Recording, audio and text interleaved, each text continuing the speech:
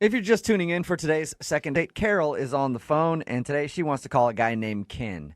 They bonded over the fact that they're both divorced. And now she's hoping she can get him on the phone and find out why he's not calling her back. So maybe they can go on a second date, and then they can see if their divorce stuff fits together nicely. If it still works. Yes. Is that a correct way to recap everything, Carol? Yes. Yeah. Really? So, sometimes you're divorced and you don't know if things are working correctly after a few years. So you guys want to check it out and make sure that everything is still in working order because Wait, the equipment hasn't been used in a while. I'm That's assuming. not what I didn't know you were talking about You that. were plotting it, Brooke. Oh, I yeah, thought you were talking about, the emotional baggage and, No. No. how you create a healthy relationship the next time. No, not at all. I was just talking about mashing up things and seeing if everything works Oh, right. like it used to. It will be interesting to see if that does happen. It will be, yeah. All right, Carol. I'm about to dial his phone number and get him on the phone. Let me just refresh everybody's memory. You met him because he hired you as an interior designer for his new condo, and you guys went to dinner, but you feel like maybe you talked a little bit too much about your divorce during your date, and that's why he's not calling you back. I think that may be it. Maybe he's just not ready to date yet. Yeah, that's true. Maybe. Well, let's find out. I'm going to dial his phone number right now and see if we can get you an answer, okay? Great. Okay.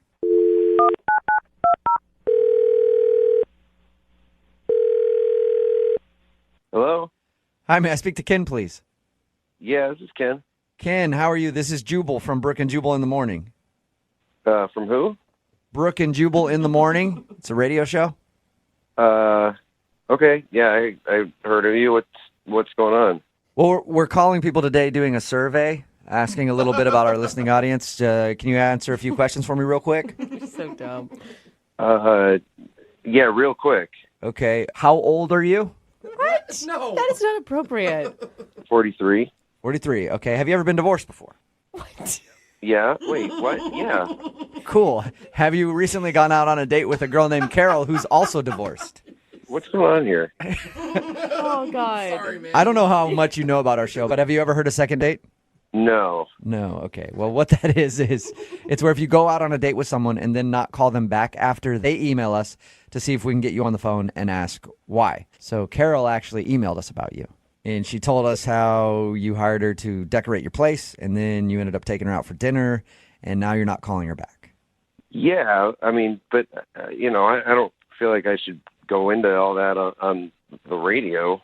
Wow. Well, she actually kind of wants you to Why? because she liked you, and she wants to know what the reason is. Did she do something wrong on the date? I mean, it was just kind of strange, and I don't know, it's probably embarrassing for her, so I really don't want to get into it. Oh. Well, if you're saying that it's something that's going to embarrass her, she's prepared to be embarrassed. I mean, she's the one that emailed us to do this segment, so. Yeah, but I mean, she told me. I don't know if she would want me telling everybody who's listening to this. Well, that's kind of the deal when you do this. We tell you beforehand, like, you have to be willing to air whatever dirty laundry it is, and you have to be willing to hear something that might be embarrassing, so she knows. She's totally clueless. Okay. All right. Well, yeah, I don't know how much she told you about the date, but we were talking and both of us had been divorced.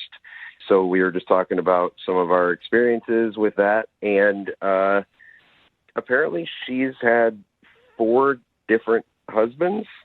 Oh. Whoa. That's a lot. She only, It's a lot. yeah. Well, I mean, She only told us about one divorce, or at least made it sound like she only had one divorce. Yeah. Oh, no.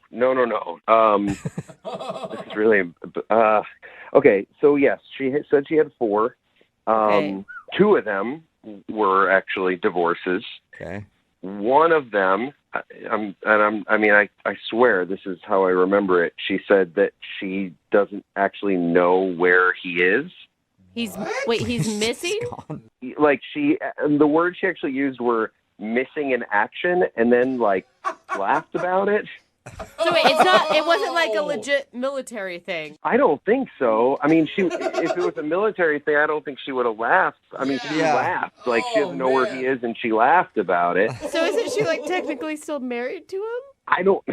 I honestly, I didn't want to ask much beyond that.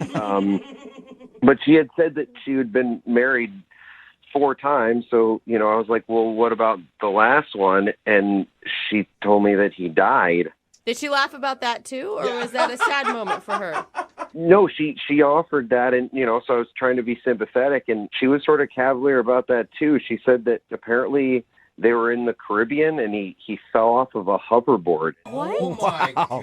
That is a crazy story. She killed these guys. No, she did not kill these guys. MIA. Why are you thinking that? That is the most MIA. ridiculous Okay. conclusion. Okay. I have something to say here. Oh. Well, what's going on?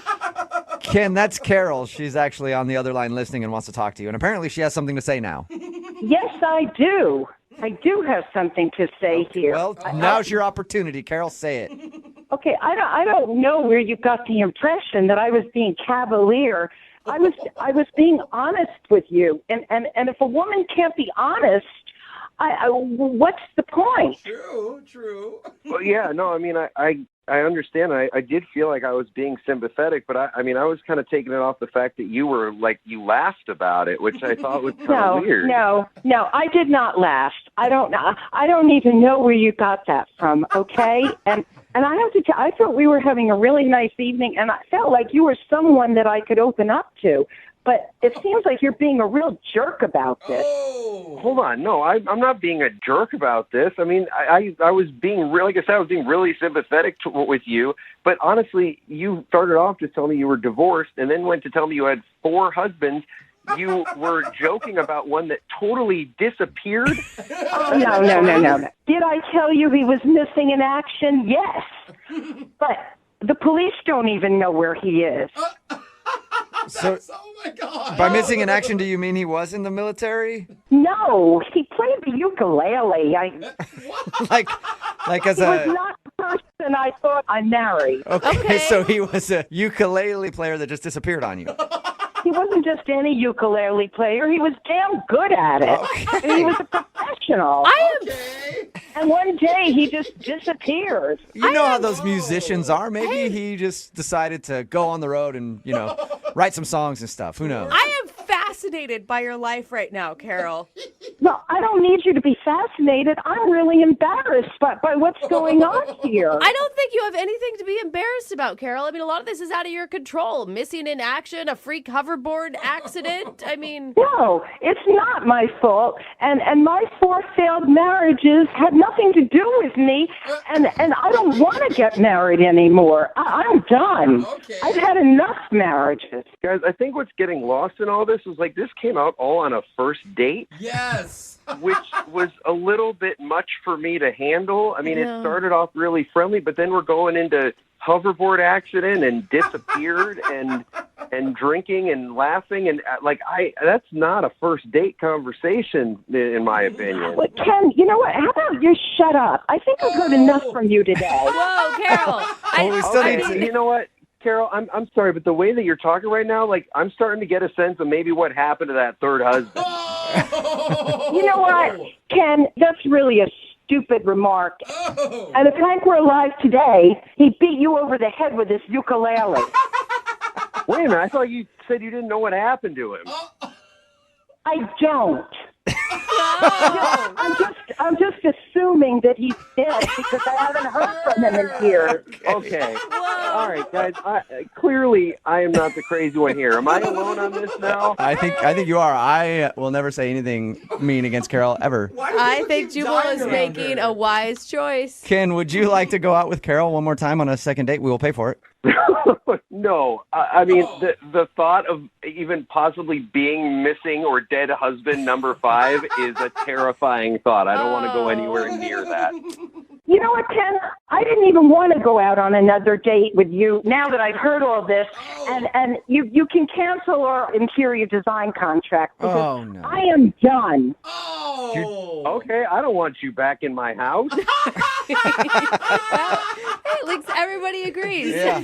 I wouldn't even go in your place anymore. And for your information, that color palette you had was tackier than the jacket you wore when we went out to dinner. Oh, damn. Oh, Interior she got design. you. Yeah. Boom. The woman on the phone for a second date today met the dude that she wants to call in one of the sexiest ways possible. How's that? She was helping him out with a little interior design.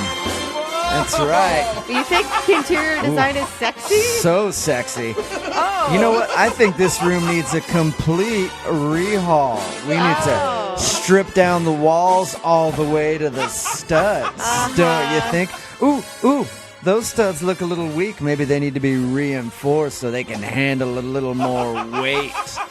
Looks like this building hasn't been retrofitted for earthquakes. Let's try to shake the floor a little bit. Oh my God. See if it can handle the kind of stress. Carol is on the phone right now. Apparently she's an interior designer. And she met the guy that she wants to call while she was helping him design his place. Oh, very What's up, simple. Carol? Hi, guys. Hey, Carol. Did it happen just like I envisioned it in my head?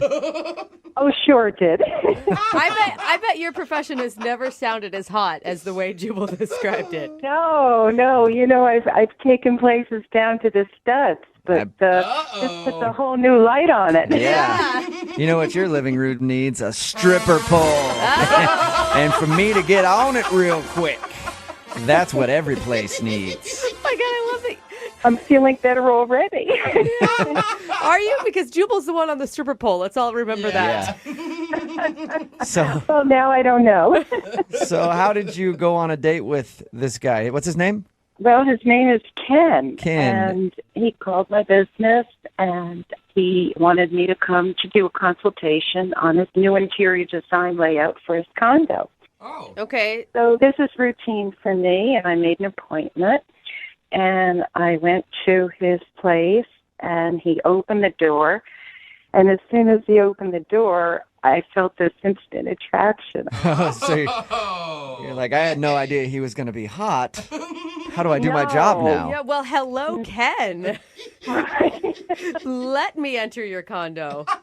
It really threw me. I mean, but I'm a professional, and I went in. The whole time you're just like, this place needs air conditioning because I am burning up, Ken. And he's like, it's actually pretty cool in here. I don't know what you're talking about.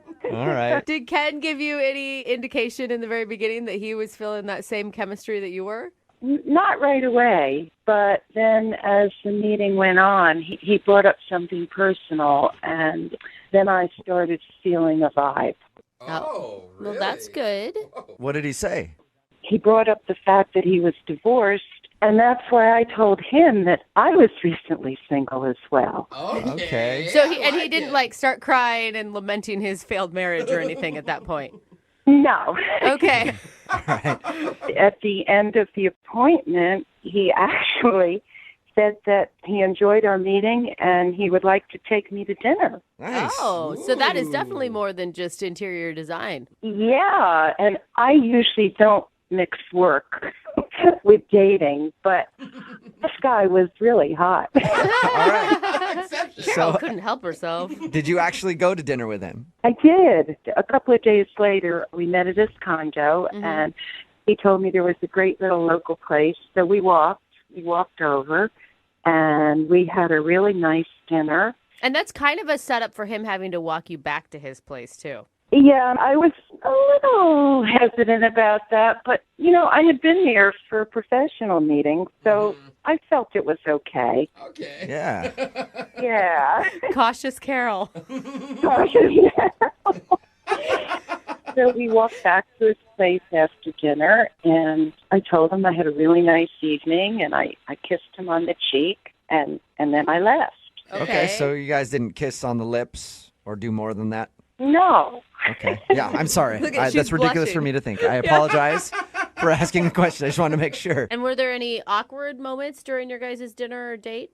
I've been thinking about that, and maybe I was talking too much about my divorce and my ex-husband, maybe more than I should have. Yeah, I would say at all. At all. Yeah, I wouldn't bring that up at all. Was he talking about his too? He talked about it a little, so I felt that I could as well, but maybe I just went too far. Is your talk about your divorce like, hey, we split up amicably and now we're friends? Or is it, I hate that mother? It wasn't really either of those. I mean, I just talked about it, and maybe for about a half an hour. Oh, That's a long time to focus on your divorce during a date. Carol, were you in it and thinking, how do I stop myself?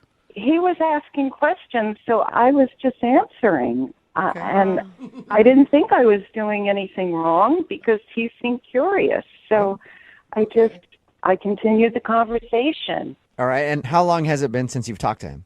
2 weeks. Yeah. 2 weeks. And are you interested in calling him for a second date, or you're just upset because he hasn't called you back to finish decorating his place? Both. All right. The moment of truth is upon us. We just talked to Brittany a few minutes ago about her date last night with Noah. Noah is, of course, the guy that hooked up with Brittany 3 years ago, ended up getting her pregnant that night. He has no idea that he has a 2.5-year-old daughter, which is owned by Brittany. Oh, no, that's not the verb you use, Jubal. You own them until they're You don't 18. So anyway, we were originally calling for a second date. She wanted us to break the news to him live on the air. We said, how about we do a second date, see if you can go out with the guy and break the news in person. He agreed to a second date. They went out last night, and she couldn't tell him on the date. Oh, my God, Brittany. She went home after he kissed her and sent him an email. Which we don't even know if he's received. No, because you haven't heard anything from him, right, Brittany? Yeah, no, I haven't yet. But can I just say, Brooke, like, I get where you're coming from and, like, giving me a hard time and everything, but this is just the hardest thing. This is harder than labor. Like, How is this harder than being a single mother for 2.5 years? I mean, you've done such a great job raising a kid and making it happen, and you're finally coming around and wanting to do the right thing. Yeah, so thanks. Yeah. At this I point, agree. honestly, This would be incredibly hard. Right, of It's going to course, change. no It's one going to is saying change it's his easy. life. There's no easy way to do this. no one is saying it's easy. I know. All right, Brittany, we're going to call him right now, and I guess I'm just going to ask him how the date went. Brittany, you ready to call him? Mm-hmm. Okay. I guess. Oh, Brittany.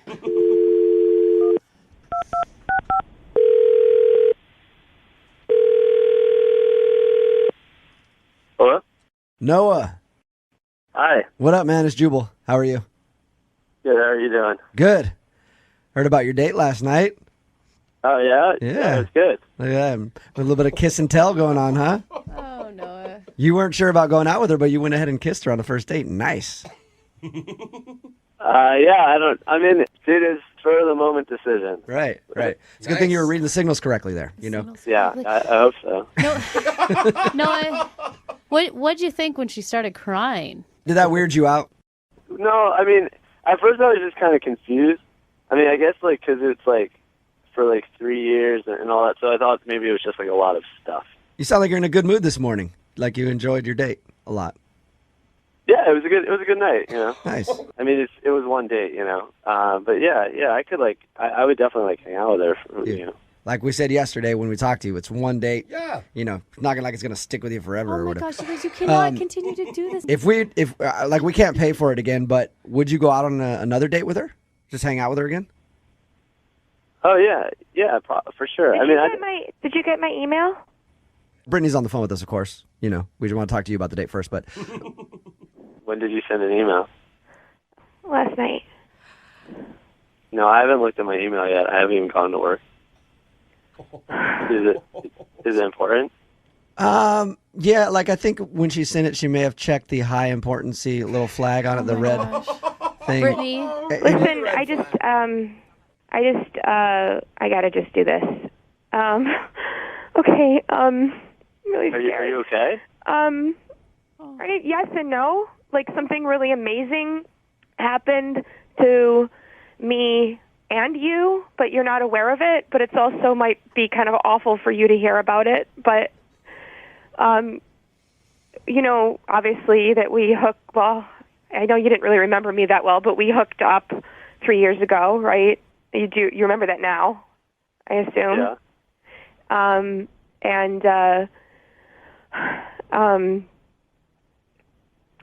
You have a daughter.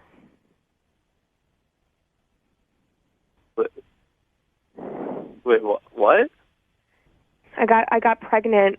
I didn't realize, I was so busy, I kind of didn't realize it for a few months, and had already kind of not responded to your text. My parents, like, super conservative and stuff, and they convinced me to go back to live with them and not to tell you, since I hardly knew you, and I stupidly went along with what they we're saying, and we have like an amazing daughter, and she's incredible, and I don't want her to grow up without a dad. And you're really great, and I mean, even if you hate me, I hope that you can be her dad at some point. Oh, Brittany. Brittany, I'm so proud of you. What? Is this like a really disgustingly sick prank or something? No, this is not a joke at all. No. Brittany emailed us initially to do a second date on you just to break the news that she has your 2.5-year-old baby daughter. And we decided to try to just get you guys to go out so she could do it in person. She tried so hard, Noah. She couldn't do it last night, and she sent you an email. There's an email in your inbox with, like, all the information. If you want to do like a DNA test or whatever, I totally get, like, it will be yours because I wasn't with anyone else in that time period, but I understand if you want to do that, it will definitely be yours. Well, that's, okay. What do you say? Yeah, I don't know what I would be thinking if I were in your shoes right now, Noah. Personally, I would be probably crying. I'm kind of, wow, I'm shaking. So wait, so the kid's like here now? Yes, But your daughter, yes. Okay. The kid. Oh, God, our daughter. And you emailed me? Okay. Well, I couldn't get up the courage to tell you last night. I had all of her pictures with me, and I was going to tell you on the beach, and then you kissed me, and then like I was. I mean, this sounds so stupid right now, but like I actually really like you, and I got totally confused and overwhelmed, and then it was like I'm this like single girl who's got no responsibilities, but I have a beautiful daughter, and I'm a mom, and it's not about money. Like I can support her. I just want her to have a dad. Oh my gosh. This is killing me. It's making me Noah, what do you want to do now that you've heard this news? I mean, I guess we should meet, figure it out. Yeah. Noah, you're such a good person. It's kind of important you should meet. Yeah. I'm like a little like shocked. Noah, how about this? I said earlier, obviously we can't pay for you guys to hang out again, but we'll pay for your dinner. And we could even make it a place that's, kid-friendly, so she can bring along Play pit, yay. Maybe the we little take, one. maybe we do Whole one- family dinner, huh? I'll pay for it. Another date for you guys. Obviously, you have some things to discuss that are a little less than surface, like, hey, what have you been up to lately type things. Yeah. Should I bring her, or do you want to wait for the test? I mean, or it doesn't take very long to do the test nowadays. You can just go to like. What if that's the first date? I'll pay for it. Oh, Jubal. Okay, what? You guys will get together, obviously, talk about what you got to talk about, take whatever test you got to take, and then we'll talk to you next week, if we can, and get an update on the whole situation. Is that okay with both of you guys? Yeah, well, it's okay with me. Noah? Yeah, sure. Brooke and Jubal in the morning. Well, we said we'd get an update from them in a week, and 1 week turned into 3 years. Oops. Sorry about that. Our bad. But You got lazy. we finally have them on the phone. Welcome back to the show, you guys. Hey, how are you? I'm good. Hey, thanks a lot for having us. Oh How you been? I'm freaking out that you're on the phone with us. How have you been? It's so weird to hear ourselves from 3 years ago. I mean, it sounded like we were kids then, didn't it, Noah? Yes, I feel like a shocked, very surprised kid, maybe. Noah was a kid. He didn't know yet that he was a dad. I That'll know. age you a lot in 3 years, I think. And Brittany, So you were a kid that made me cry my eyes out. Me too. Oh my gosh. Just even Really? listening back, I cried again. Me too. what did your friends and family think when you guys did this? Oh my God. Well, I don't know for Noah because we didn't know each other that well yet, but for me it was intense because even like at daycare, people had heard it and they recognized, they knew my name and they recognized my voice. So it was just a lot of attention. Some people were awesome and calling me and saying, do you need support? You're back in town. That's amazing. I'm so glad to know you're here. So what did you guys do? I mean, you guys met up. Did you meet your daughter, Noah, right away? Yeah, after the whole thing on the radio, we got on the phone again and we talked. And then the next day we went and we got together, and it was like a restaurant, and we met up, all three of us, and it was it was really like overwhelming, but also really awesome now that I think about it, because the minute that I got to hold her and meet her, it was like the best thing ever, and she was so awesome, and like it was just like I didn't want to let her go, but then at the same time I was like, who is this girl?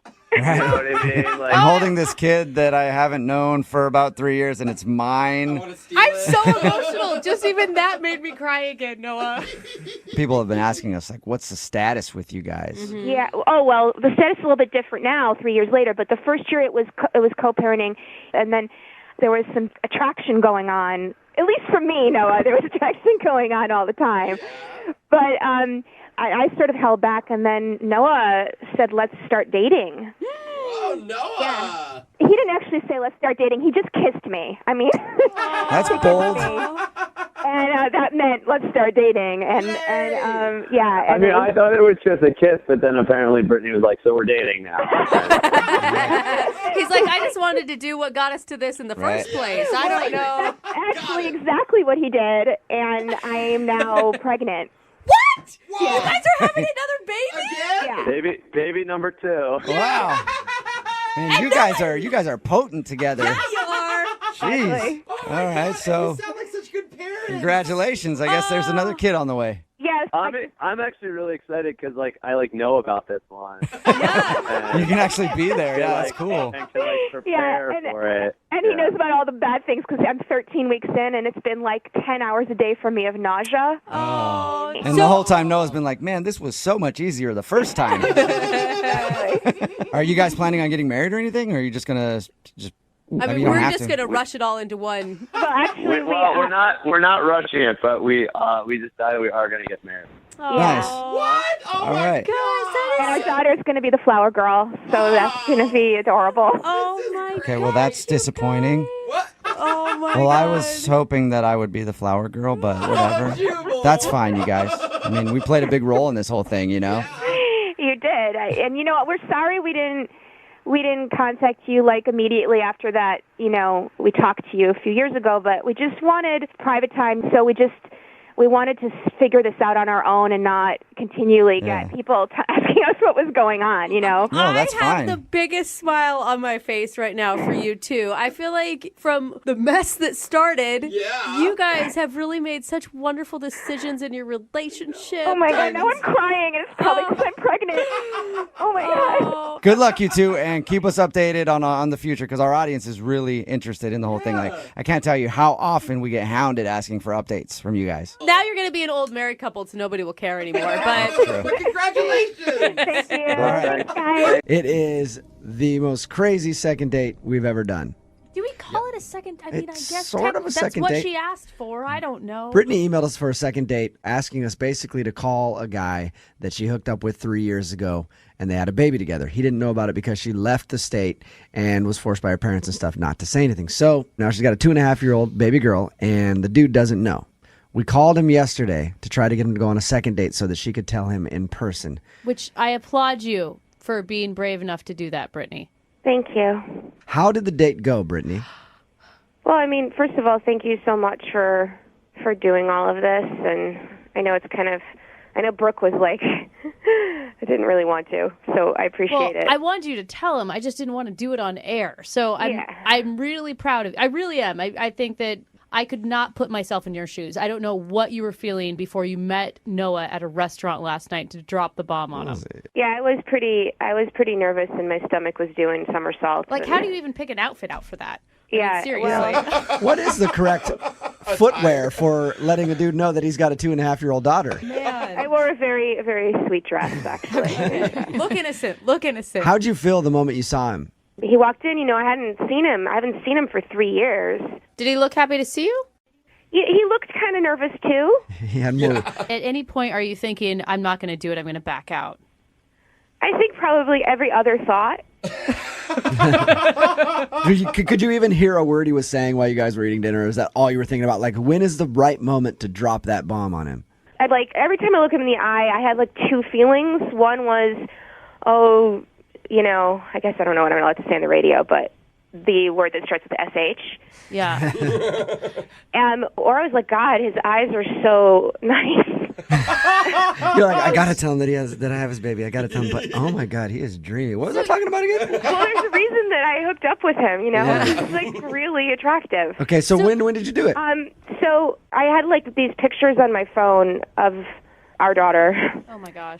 Ready to show him, but I just kept like, it was just so everything was just so awkward. Yeah. So finally, That's when you take it out and show it to him and go, doesn't that nose look familiar? Yeah. It's like looking into a mirror. Yeah. See, I'm not like, you guys would be able to do that. I'm not like clever like that. Like I couldn't even think. You went all dinner just sitting across from him without telling him. I couldn't get the courage up, and so we're walking, and I'm like, okay, I'm going to say it. I'm going to tell him, and then all of a sudden, and like I turn towards him, and he plants one on. He kissed me. Nice. He likes you again. Yeah. That's great, right? Like I got really nervous, and I thought, oh my God, it's so weird. Like it's almost like we just had a first kiss, but we have a baby together. Did you say that? No. Oh, that would have been perfect.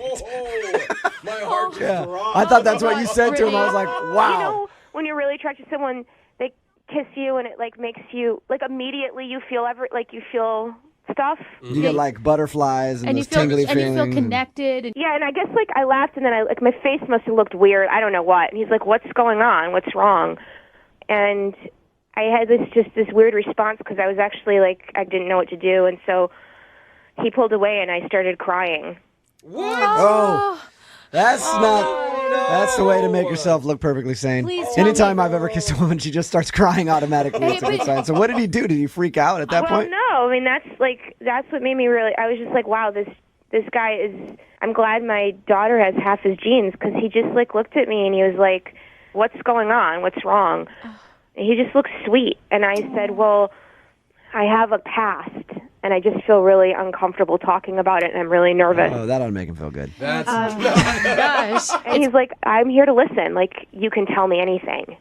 awesome. Then I, looked at my phone, and I had to go back. The babysitter was going to leave. You're telling me, God. Brittany. So I couldn't, start the conversation then because I had to get back. I mean, it's like a 3-hour conversation Brittany, maybe. I don't know. you didn't tell him. Well, so I didn't tell him, but then I got home, and, I put my daughter to sleep and stuff, and and I was just thinking about Noah, and so I wrote him an email, and I said everything on the email. Oh, you told him everything in an email. Sweet. That's one step down from text message. Good work. I was complimenting you on all of your courage. What I the did, hell? but I feel like I couldn't bring him out again and then do it then, and what if I... scared again. So, I just was like, I got to do it. But I don't even know. I haven't gotten an email back. I don't even know if he's seen it. I don't. You sent when did you send the email? Late last night, around midnight. No. Okay, and you haven't heard from him yet? No. Oh my gosh. God. Brittany, This has made it worse. What did you just even say in the subject line? Oops, forgot to tell you something.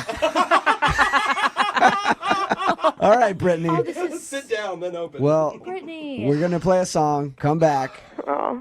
We'll get him on the phone. The following is a true story about real-life events that have actually taken place in our judicial system.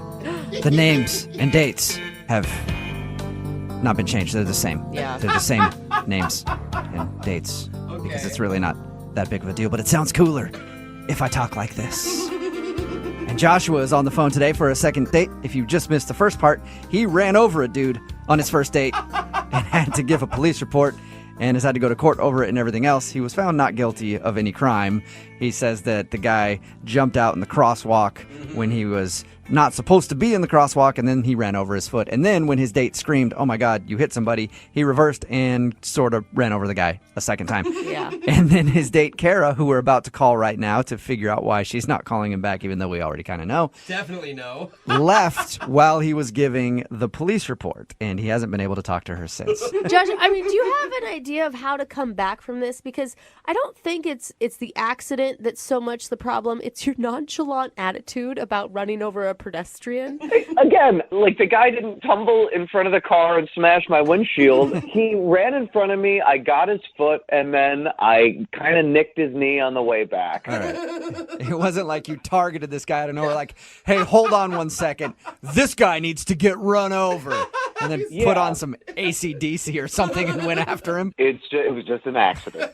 All right. Well, I'm going to dial her phone number right now, okay? Okay, cool. Thank you. Thank you. Here we go. Hello. Hi, can I speak to Kara, please? This is Kara. Hey, Kara, how are you? This is Jubal from Brooke and Jubal in the morning. This is weird. I can understand how you'd think that. I'm actually on the phone with you right now because we're doing a segment called The Second Date. And basically, we want to ask you some questions about a date that you went on recently with a guy named Joshua. Oh, my God. Yeah. The thing is, he really liked you, and he asked us to call you and find out why you're not calling him back. What? Yeah. He wanted you to call me? Yes. He sent us an email and told us about your horrible first date. And he told us that he met you on eHarmony, and you guys were on your way to a concert. And he said on the way to the concert, he was talking to you, and some dude ran out in the crosswalk, and he ran over his foot. Then you screamed, and then he put the car in reverse and kind of hit the guy again. Yeah, that's pretty much what happened. So is that the reason you're not calling him back, the whole accident? Because he said that you left while he was giving a police report. I was pretty shaken up. I mean, I've never seen anyone hit by a car, much less being in the car. I mean, it was so crazy. And then I had to tell him, you hit someone. And then we backed up and we hit him again. Well, it was like, I mean, he did send me a text message later telling me that the guy was okay. But, I mean, I don't know. Like, maybe he's just calling me to, you know, ask me out on another date. I mean, we hit someone on a date. Okay, but that was an accident. I understand if you feel like that's a bad omen for a first but like date. an accident, like what's going to happen on date number 2? What are we going to do? There's all sorts of options now, I think. You know, the crazy door has been opened. You guys can... The guy on the phone to do a second date today had a very awkward moment on his first date that most people can relate to. Okay. You know how when your date starts off and you accidentally run over a pedestrian? Whoa, what? Yeah, that is so awkward when that happens, isn't it? A little more than awkward. What's up, Joshua? How you doing? Hey, Brooke and Jubal. Is he calling us from jail? Because I'm pretty sure it's a felony or something. I'm not calling from prison, no. Oh, so you didn't get caught? No, I definitely got caught. Oh. All right. Tell us a little bit about what happened, because your email just said, I need a do-over because I ran over somebody. Oh, my God. And that's very confusing. It's like, all right, we'll do a second date on that. What does that mean? So here's what happened. I met Kara on eHarmony. Okay. She's great. And we decided we're going to go to a concert because we both really dig on music. And I pick her up at a coffee shop, and we're talking, and it's awesome. And I'm just really into the conversation. And then I accidentally ran over somebody. No, you don't just throw that in there so casually.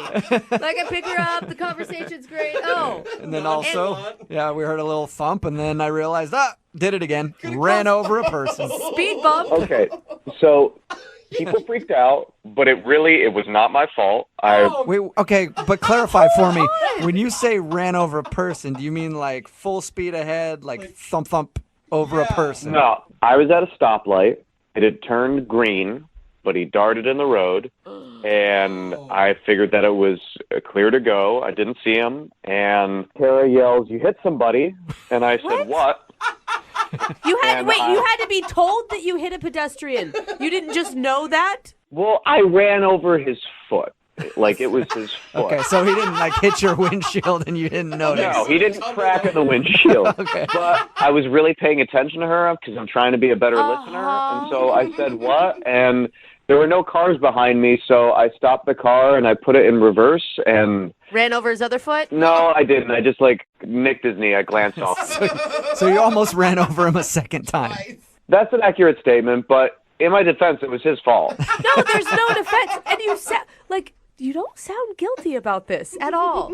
I have thought about this a lot, and I don't feel bad about it because this guy ran in front of the car, and I stayed. I filed the police report, you know. Wait, what was your date doing the entire time you're filling out a police report?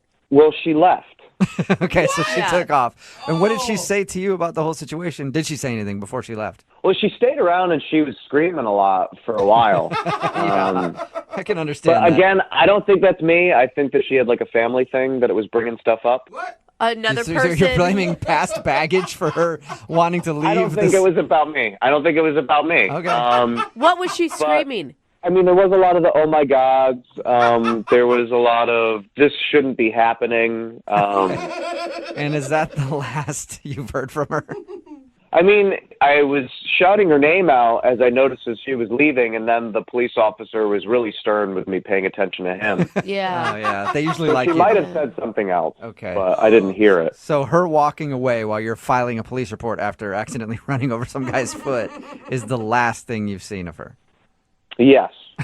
All right. Which, could actually be good for you because she sounds like a key witness in all of this. And I don't think that it was the other guy's fault. But it was his fault. Like, I have been to court about this. No charges are being pressed. Yeah, because she wasn't there. Dude, you hit him twice, man. The second time was a glance. So I disagree with the term hitting twice. Look, it was an accident. It just happened to take place with a really cute girl on a first date, and I just need a do-over. And it will be a do-over where we take public transportation, or... Is that because your license has been revoked? No, I still have my license. It's just provisional, so I cannot drive at night. Okay.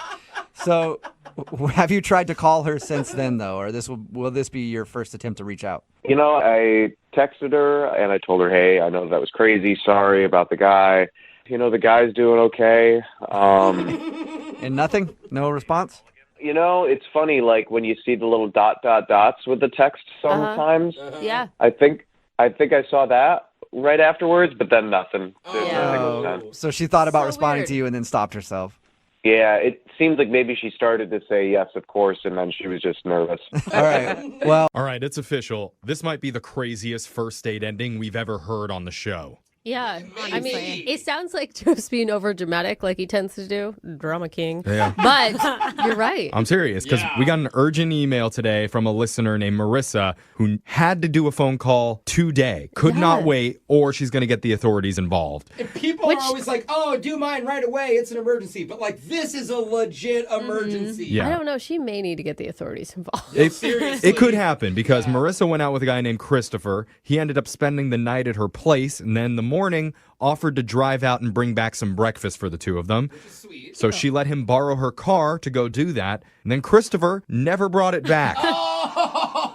In the last 24 hours, she's called and texted him a bunch of times, and he's only picked up once and quickly said he couldn't really talk, but he'll explain later, and then hung up.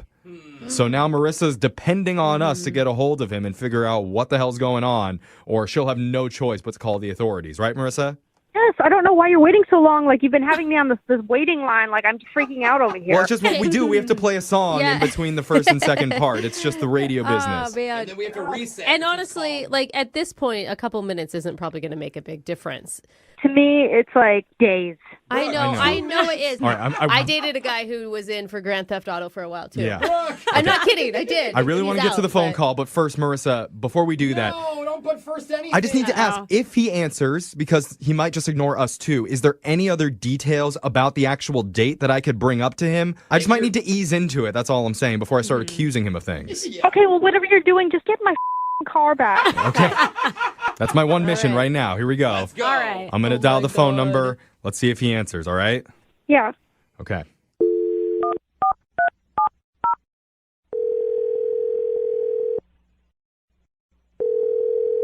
Your call has been forwarded to an automatic voice message system. Okay.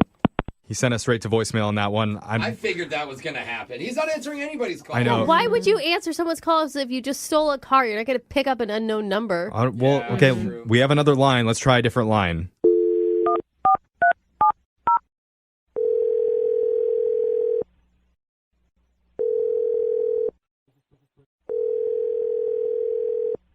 Yeah, who's this? Hey, is this Christopher? Yeah, who's this? Christopher, okay, don't hang up, all right? My name's Jeffrey from the radio show Brooke and Jeffrey in the Morning. I really need to talk with you. Okay, you're in a lot of trouble. But that is not the way you started. it, Jeffrey. What are you doing? This is important. I need you to not hang up. Christopher. Well, what's going on here? We're doing something called a second date because someone's trying to get in touch with you and you're ignoring them. They like you. Oh, yeah. If this is Marissa, I'm dealing with it, okay? Just tell her I'm dealing with it. Wait. Hold on, man. Christopher, dealing with what? What are you dealing with? Honestly, it's none of your business. And I talk to her when I'm ready. I can't talk to her right now because I'm not ready for it. Okay, well, hold on. But when I'm ready, I will. Just relax, Christopher, okay? We're like your last chance right now before it goes out statewide that you're on some wanted list, man. And I'm not exaggerating. We don't want that to happen. I mean, I can see why she's concerned, all right? It's not like I'm not blind here. It's just that I'm screwed, honestly. She thinks I stole her car, and it's not what happened. Well, you took it and didn't return it. You could call it stealing. Yeah. And you haven't provided an explanation for why. I understand why she thinks that, and that's what I'm worried about, because she thinks that I took it, but it's not what happened. But Just tell her, don't call the cops. I don't want to be a skeptic here, but if a guy who stole a car and doesn't bring it back tells me not to call the cops, maybe I shouldn't trust him? It does sound, No, definitely. Definitely trust him. Look, dude, you're going to have to give us more here because Marissa's freaking out. Just tell her this. I went to get breakfast sandwiches, and I went to 2 different places. They were both closed. The car runs out of gas. So I went on foot. I walked to get gas, and I come back, right? And the car has been towed. Oh. No. So now I've tracked down where the car is, and they want $250 to get the car out. What? How long did it take you to go get gas? Like a tow situation isn't. I don't work for the police. I don't know. I just am trying to. So the car is impounded. It's an impound. The car is impounded, right? I need $250 to get it out. I don't have that kind of money right now. I'm talking to a guy today, so I'm going to probably work it out with him. And I'll have the money, and I can get her the car back. I was just hoping to get it to her right away. You know, I don't want her to think that I took it. I'm doing my best. So, do you believe him? I don't know. Do you believe him? I believe that men like to try and fix things without telling anybody what they're doing and then inevitably make it worse. You just need to talk to her, man. Yeah, seriously, this would have been so much better if you had just told Marissa up front, like, hey, I had a problem and ran out of gas. Why are you lecturing me? What is this? I'm not lecturing you. I'm telling you it's a good idea to tell the girl whose car you're borrowing that there's problems with the car. And it's also a good idea not to drive 20 miles to go get a breakfast sandwich, for God's sakes. Maybe you should go hook up with her and then steal her car. That's what you can do to Okay, well, the good news... As soon as I get the car back, you can steal it and date her. All right. The good news is, even if you're not willing to tell her directly, you've kind of told her indirectly, because I need to let you know she's been on the other line listening this entire time. Are you kidding me? No, I'm not kidding you. She needed to hear this, Christopher. Yeah, Marissa, you there? I've been trying to reach you. You haven't been picking up your phone. This is crazy. I know, Marissa, I'm so sorry. I'm trying to fix the situation. I don't want to talk to you until I've fixed it. I feel terrible.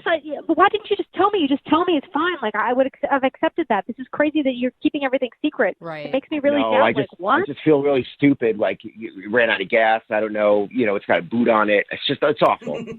Yeah, but I need to get to work. Like, I need to get my car back. Yeah, I'm so sorry. I feel terrible about all this. But we did have a really fun time, though, right? I mean, that was some fun bad dancing that we did, right? Yes, until this. Look, I'm just trying to lighten the mood. It's just a situation I don't have any control over. I can still get you that sandwich. He needs $253. Right. You would have lightened my mood if you told me right away. That would have been great. And I would have been knowing what's going on and be able to get my car and be able to meet you. I could Uber and get there before they tow my car. Like, I really wish you contacted me. I wish you answered the phone. I need to know what's happening with my car. It's my property. I wish you put gas in the car. Okay. Now it's just getting worse. We're doing a lot of pointing fingers, and this is not productive. Keep reversing. I wish we never met. Take some blame. Dude, Christopher, what's your plan with the car? How are you getting the money? I told you I'm going to talk to a guy later today, and we're going to work this all out. But on the off chance that doesn't work, maybe we could have like a backup plan that we figure out now. What's the backup plan? I feel responsible for what happened, so I could at least pay for half. If you want to Venmo me $150. Wait, what? Well, hold up. You want her to send you money and just trust that the car is an impound and that your story is legit? Because there's still the off chance that you stole this thing and that you're like on the lam or something. I don't know. Send her the money. Would I be talking about this on the radio if I stole the car? I don't know, Chris. I'm innocent here. I just need enough money to get the car out of impound. I guess I have about $100. I mean, if you want to chip in, that's fine. Or you can even lend her your Wait, car us? until No, thanks. I get the car. We're gonna lend. Wait, Marissa, are you buying any of this? Do you trust You him? know what? I will give you the 150 under one condition: What's that? that you have my car back at my apartment within 2 hours. I can do that. I can do that. Marissa, this guy still has your car and you're actually going to send him more money? Look, I'll have it there in a couple hours. I know exactly where it is. And, That's what he said last time. it's not going to be a problem. I trust you, but you better be here, okay? Oh my Okay. God, Marissa! No. I promise I'll be there. Well, once the Venmo payment goes through, after that happens, then Christopher, we would like to send you and Marissa out on a second date and we'll pay for it. Oh, this is romance. Let's talk here. Okay, T-minus sounds great. 2 hours. That sounds great. Is that what you said, Christopher? Yeah. I had a great time. Oh my God. Okay, yeah. Now I believe him. He's like, sure, No. let's get it done, and once it's over, I want to go out with her No, again. Marissa, this is going to be your fault at this point, okay? When your car never returns, you're only going to have yourself to blame. Like, you seriously think that he's not going to come back and give me my car? Like, No, he sounds just as panicked Oh as my you on God, the other no, end. I no, believe him. no. You guys are all thinking with your hearts. You need to be thinking with your brains. I don't know what you're doing. You're going to get robbed even greater. Like, You guys are so cynical, honestly. I would have hung up if I stole the car, but I'm still here talking about it. Yeah. I just need the money, and then I'll get the car out. It's because you saw a Fine. window to take the money. Brooke, you I can't think- stop girls that like bad boys. The only way to Can't truly stop. test this, Marissa, is to send him the full $250 and see if he does the right thing. if you're serious, I'll do it. No. I say do it. No. You're welcome. Brooke and Jeffrey in the morning. That was a second date from a few months back. Oh my gosh. And when we were done, there was a lot of questions left unanswered. Yeah. Normally we want to know if they get together again. I just want to know if she got her car back. A lot of people have been wondering. That's why we've reached out. And today, Marissa and Christopher are both back on with us. Welcome back, you guys. Hi, how's it going? Okay. Good. It sounds like you're on friendly terms, which is a good sign. No, they were just being nice to me, bro. You think? Yeah, I have that effect on people. Oh, do you? Yeah. Why I hasn't know it taken charge into me? Hasn't worked over here. It's a slow process. But so, Christopher, everybody wants to know, were you able to get Marissa's car back for her, or did she have to pay for it?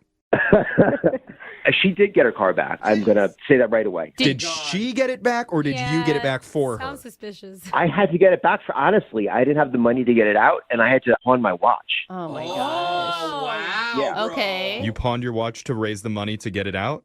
It was the right thing to do. That's what I felt. Like, I had to do that for her, you know? Oh, wow. You are a knight in shining Yeah. armor. He is, okay? I really am. Wow. Okay. Okay. So, I mean, what happened after that? So, Marissa, you got your car back, and I did. Okay. He told me that he was sorry and that he pawned his watch to get it back for me, and I just felt bad. So I was like, let me entertain this date. He was telling the truth, you guys. Yeah. Hold he up. was telling the truth. You went on a pity date with him? It was, I it was a did. pity date, yeah. Oh, God. Christopher admits it. She's like, I felt bad for him, so I threw him a bone. Yeah. I went out with him for Well, a night. that's amazing. How did date number 2 go? Who drove? It actually went surprisingly well, but this last part is gonna get you guys. no. So You're not I gonna believe walk out to the car, Shut up. and it's not there. What? No. What do you mean? Again? On your Is this a date. joke? Is this you're pulling a joke? You had like one of your guy friends tow it or something? No. No. I parked too close to a fire hydrant. Oh, Dude. you got towed.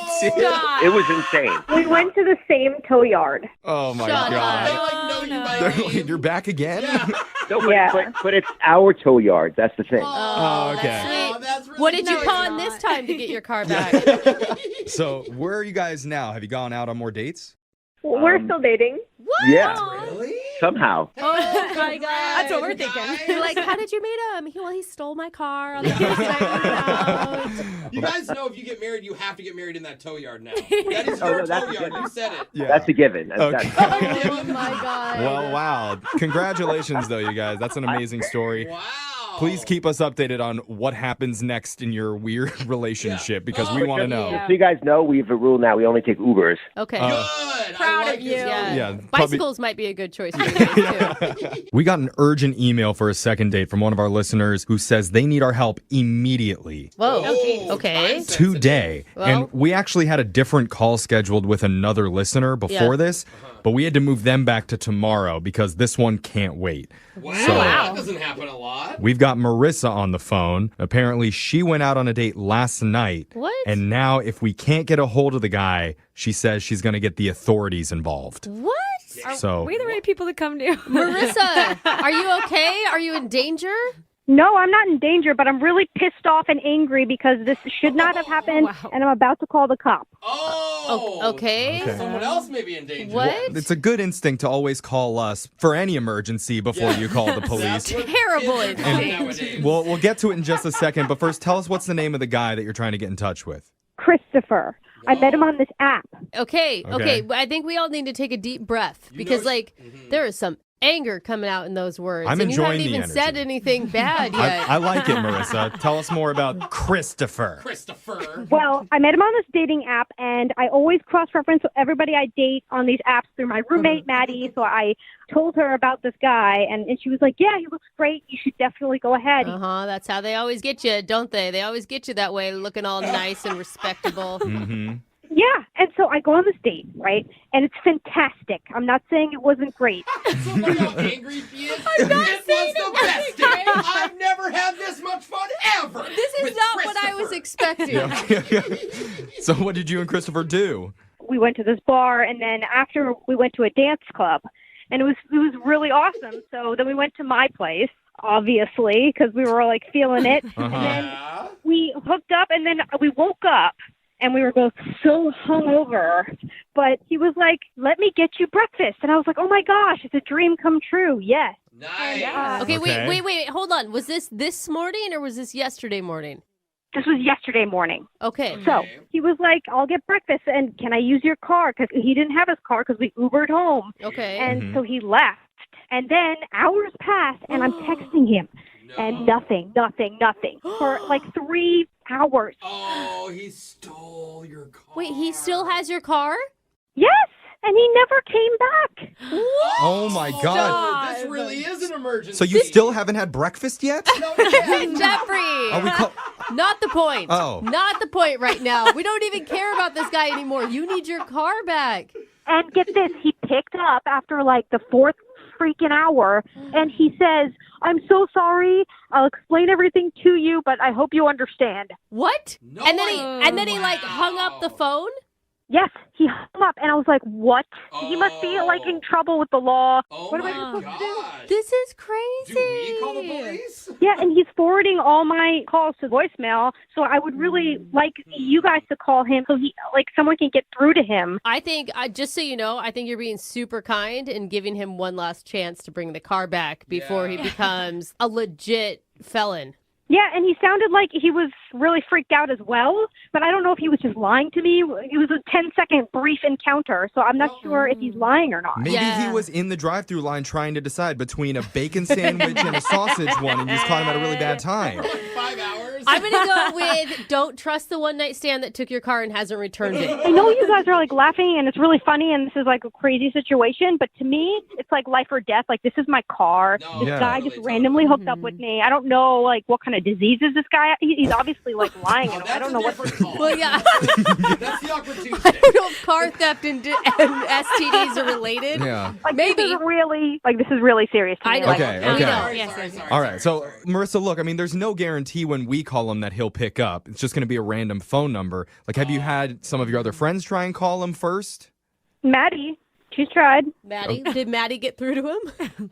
No. Voicemail. If you're just tuning in for the second date, we've been talking to Chris. Yep. And Chris is just your stereotypical golf playing, soap carving type of guy. Yeah. Typical. Basically, he puts the men in Dove men's care. Mm-hmm. I love that soap. I use that.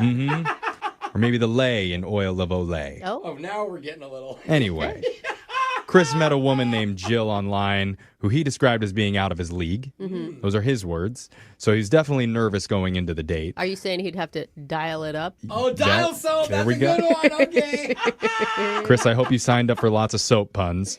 But Don't worry, they'll all be clean. Oh, sneak attack. Brooke, back to back. maybe we shouldn't even call Jill. Let's just do soap puns all day for the next 15 minutes. I'd really like to wash this phone call away. There we go. Anyway, Chris took Jill out for a round of golf. Things went well. He even got a kiss at the end of the day, but ever since, he's not been able to get a hold of her. Yeah, and that's pretty accurate. That's good. You know, Chris, you sound so chill, almost to where you're like not even that invested in this. I can't get a read on how you're feeling about it. Yeah, I don't think I did anything wrong per se. I think maybe she's a little weirded out by the fact that I do soap sculpture, so maybe she thought I was really nerdy or something. I don't know. Yeah, but women actually like guys to nerd out on something. It doesn't matter what it is. Like, have an interest, have a hobby. It's really attractive. Okay, Brooke. I'm just saying. It's true. Yeah, but then you see a hot guy with muscles. He doesn't have to talk, and you're like, oh, my God. Yeah, but you don't want to date him. You just want to have a night with him. Okay. You know what I'm saying? We'll send you to the mathlete convention, and we'll see how that goes. But, Chris, let's call Jill right now and find out how she really feels, okay? Yeah, definitely call her. And just so you know, she even sounds hot, so just so you know that. Oh. Wow. Gosh, Yeah. so we don't get too, like, what worked up? Well, I appreciate the heads up there. Yeah, seriously. Yeah, like you can tell she's hot just by listening to her. Okay, brace All right. yourselves, everyone. All All right, right. let's get a moist towelette ready. And let's dial the numbers right now. Here we go.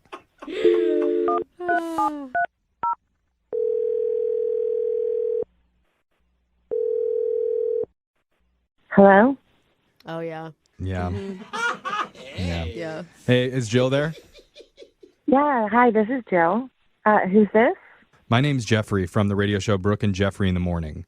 You have a moment to talk to us? I'm sorry, who are you again? I'm Jeffrey. Okay. Brooke Yeah. is over here. Hi, Jill. Oh, hi. Jose is also here. Shy. She's hot. We have a radio show called Brooke and Jeffrey in the Morning, and we're doing something with you called a second date. Okay. It's where if you go out with someone and afterwards, if you're not calling them back, they can reach out to us and we'll call them and try and figure out the reason why. Okay, wow. That's interesting. Yeah, so someone wrote us about you. Really? Yeah. Okay. Do you know who it is? I literally have no idea. Well, he's going to feel really happy when he hears that. But his name is Chris. Oh, I think I know who that is. You think you do? You went golfing with him? Right, the soap guy. Yeah. Did you forget your date? Sorry, I go on a lot of dates, so it's kind of hard sometimes. to remember, Okay. but yeah. Well, maybe to help refresh your memory, he told us a little bit about what happened. He said he took you golfing and he was running a little bit late because he lost his glasses. But you guys played around together and he told you about his soap carving. And it even ended with you giving him a kiss. A little kiss. It was on the cheek. Okay. Still counts. Yeah. So he wants to know, why aren't you answering him now? Because he's trying to get a hold of you. Okay. All right, I'm just going to be honest with you. Uh-huh. I just don't want you to judge me, so please don't judge me. Oh, it's always bad when people start a sentence like that, but we will try. We will try, Jill. Okay, I mean, I don't want to come across as someone who sort of like thinks a lot of themselves. I don't want to seem sort of conceited or anything, but I like to date down. Do you know what I'm talking about? What do you mean you like to date down? Okay, I don't know if that's exactly the way to say it, but I know I'm good looking. I know I'm attractive. That's okay to know. I mean, I think that's fine. It's something I've known my whole life. So I like to date guys that are less attractive than I am. What? Why? I mean, blunt. You purposely go out and look for unattractive men. Okay, there are two reasons. One, they treat me better. They're more appreciative. And the second thing is, a lot of these guys have low self-esteem. They've never really dated an attractive girl. And I feel like, in a way, it's sort of like I'm helping them because I'm going on a date. I'm making them feel good about themselves. Wait, no. That's not nice. You're pity dating dudes. And you think that it's the only thing that's lifting their self-confidence because you find them not very attractive? Like, that would be I think that's a really devastating. nice thing of you to do. What? Thank you. Both of you? Yeah, I want to kind of help build them up. So, going forward, I feel like they should be going into new relationships, just feeling good about themselves. I think, I see. So basically, you're the Mother Teresa of uggos. You're there for them. I mean, I'm not saying they're ugly. It's just like another sort of level of attractiveness. I mean, there are levels. And because they don't have the looks, if they can build up their confidence, they can become more attractive. So you're coming from a good place. I don't agree with any of this. Well, I appreciate that breakdown, Mother Teresa. And You just call her MT from now on? yeah. It's Jill. MT. Call her Jill. Okay, Jill. Fine. So does that kind of answer your question, or? I mean, it does answer my question, but I'm just wondering how Chris feels about that. Well, hopefully he won't know. And, you can tell him something else. Well, but I'm just being honest with you. Maybe you can tell him Okay. I got back together with my ex-boyfriend. Well, I'm going to be honest with you now and let you know that Chris has actually been on the other line listening this entire time. That is so uncool, you guys. Hey, Jill. Hey, sweetie, how are you? Sweetie, that is so condescending, Jill. I mean, what happened to all you in the room being like, no, it's for a great cause. Any guy would love this. Brooke, you promised not to judge. Come on. I never promised that. I mean, I see what you're saying, and I get the logic and everything, but, I don't think that you're helping anybody out by doing that. Mm-hmm. I just think you have so much potential. Like, you definitely are actually cuter than you give yourself credit for. You're not like really, in my league, but you're definitely in your own league, and I think a lot of women would be attracted to you. Oh, God. Thank you. You're welcome. I mean, seriously, I think you have something, and it's so cute. Like, you make, like, soap, like molds or whatever. It's actually called soap carving. I'm a soap carver. Okay. All right. Well, whatever. It's just, I think it's really fun, and I think there's someone you could meet that would be into something sort of creative, and you could like do artsy things together. Oh my God, Jill, if you want to be like a dating expert, just go get a job, and like people can hire you for help. Nobody wants your. Chris doesn't want your help. Brooke, why are you mad? She's being nice. No, she's not. You're She's not like listening. disregarding his like art as like some like cutesy little thing he does on the side. Like she's building him up. It's sweet. It's like, what man makes soap carving? Oh my God. I mean, I appreciate what you're saying there and everything, but what you're saying is you don't want to date me because of how I really look. I just don't think your outside is particularly beautiful, but your inside is seriously beautiful, and that's okay.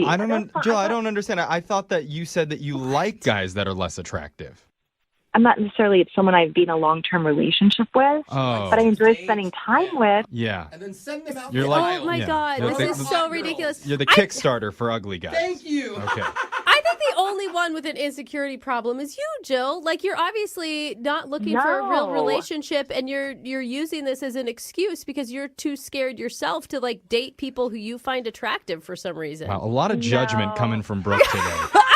I'm on the beautiful woman. We made a pact, Brooke. No, I swear, another beautiful girl comes on the phone and the claws come out from You're Brooke. not doing it right, man. Brooke's like, you only date hot people like you. No, that's not what I'm saying Yeah, she either. is. Just I don't heard. waste anybody's time. You're wasting people's time. I've heard otherwise. I've seen guys that have gone on dates with go on to find great relationships, and Chris, did she waste your time?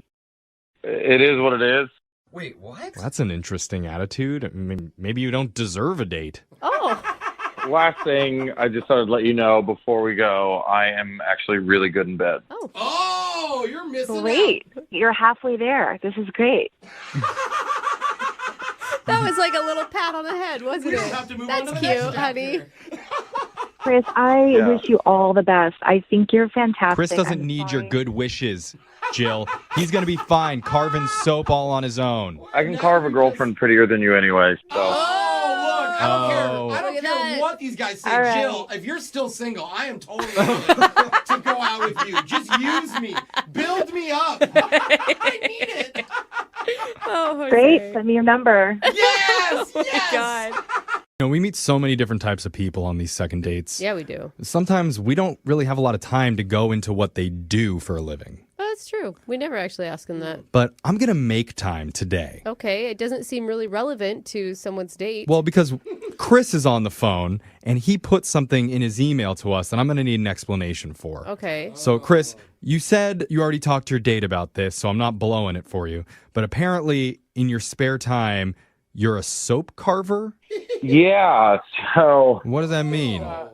Basically, you take a standard bar of soap and you take specific tools for that, and you'll carve it into different works of art or different shapes. Okay. Oh, cool. So, Yeah, so you take like Irish Spring and turn it into the Mona Lisa.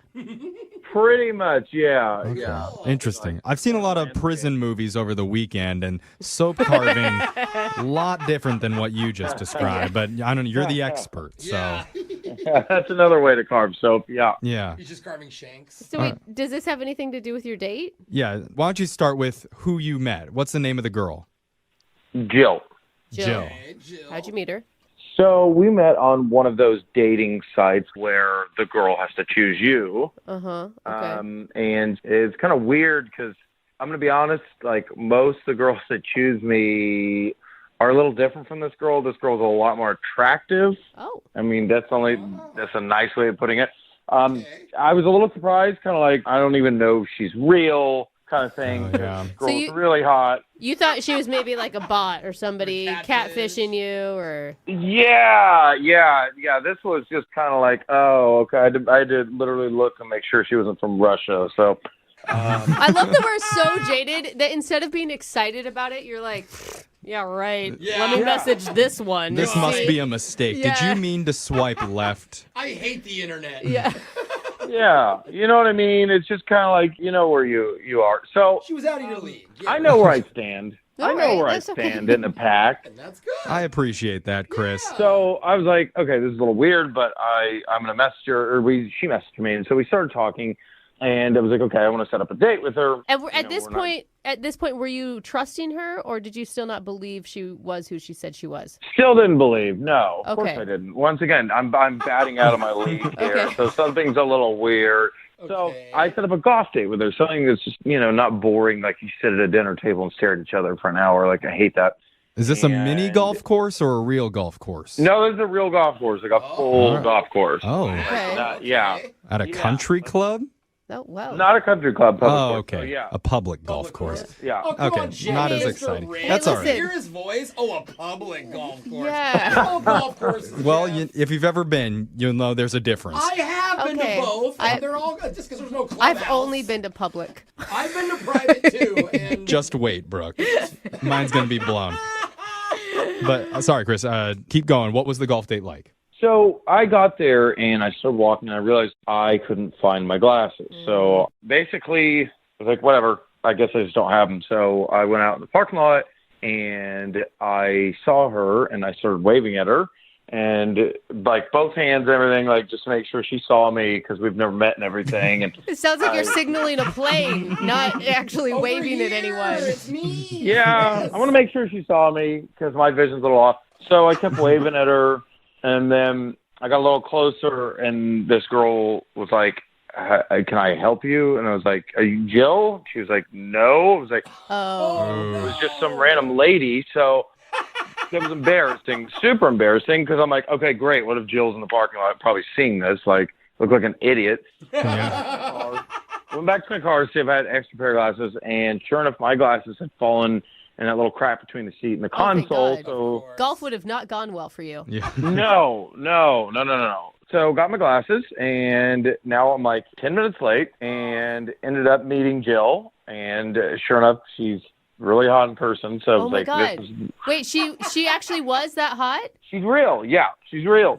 What were Wow. you feeling when you saw her? To be honest, I was pretty excited all over. Oh. Oh, that's an interesting way to phrase it. Okay. Not gonna lie, my 5-iron went to a 6-iron. So Hey, we're batting 3 wood. We got now, it. I baby. know. Wow. I'm surprised you went with iron on that one, but yeah, she decided to play with me despite my handicap. So uh-huh. Wait, Hold on, yeah, now I there's don't too get many it. euphemisms happening. Did she notice? Well, she knew I wanted to get a home one. No, yeah. I think she could tell I was a little nervous and everything and excited. So, But anyway, we went out and we played golf and just kind of talked about our hobbies. And she asked me if I had any hobbies, and I told her I carved soap sculptures. Yeah. This is where the soap comes in. Now it makes sense. Yeah. I thought she'd be a little bit weirded out. I'm already late and I'm a little nervous, and I carved soap sculptures, so I'm like, yeah, this is probably a little different date for her. We're on a golf course, but she thought that was pretty cool. And so I really enjoyed the date, got to know her. And, when we got to the parking lot at the end, she kissed me. It was a little surprise there. And it wasn't... Really? Yeah, it wasn't like a passionate kiss or a make-out, but she did kiss me. Dude, that's awesome. Wow, this all sounds so good. Yeah, and so basically I've been texting her and haven't heard back from her since then. She hasn't responded in any way?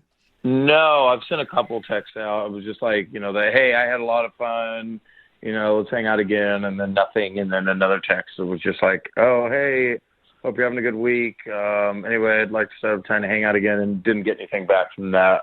Do you know if she's still up on the dating website? Yeah, I got back on there and noticed that she was on there, so maybe she's just playing the field. I don't know. Well, that would be weird after one date to take your entire dating profile down. Yeah. That's like maybe a third or fourth date type of situation. I would have done that for her. She's that hot. All right. Well, here's what we're going to do, Chris. We're going to play a song, come back. I'm going to go to the bathroom and carve some soap. But then when we come back... Please don't be a 6. Moving 92.5. Second date update. Sometimes in the dating world, it can feel like there's little messages, like cosmic signs coming from the universe, guiding you to your destined path. Is that how you go about dating? Yeah. This music, right. It's like, OMG, I was just driving and then my car just broke down outside of a chapel. And I knew that was the universe telling me, you know what? I need to divorce my husband and start dating the pastor from this chapel. That's a very... Why else would my car break down right there?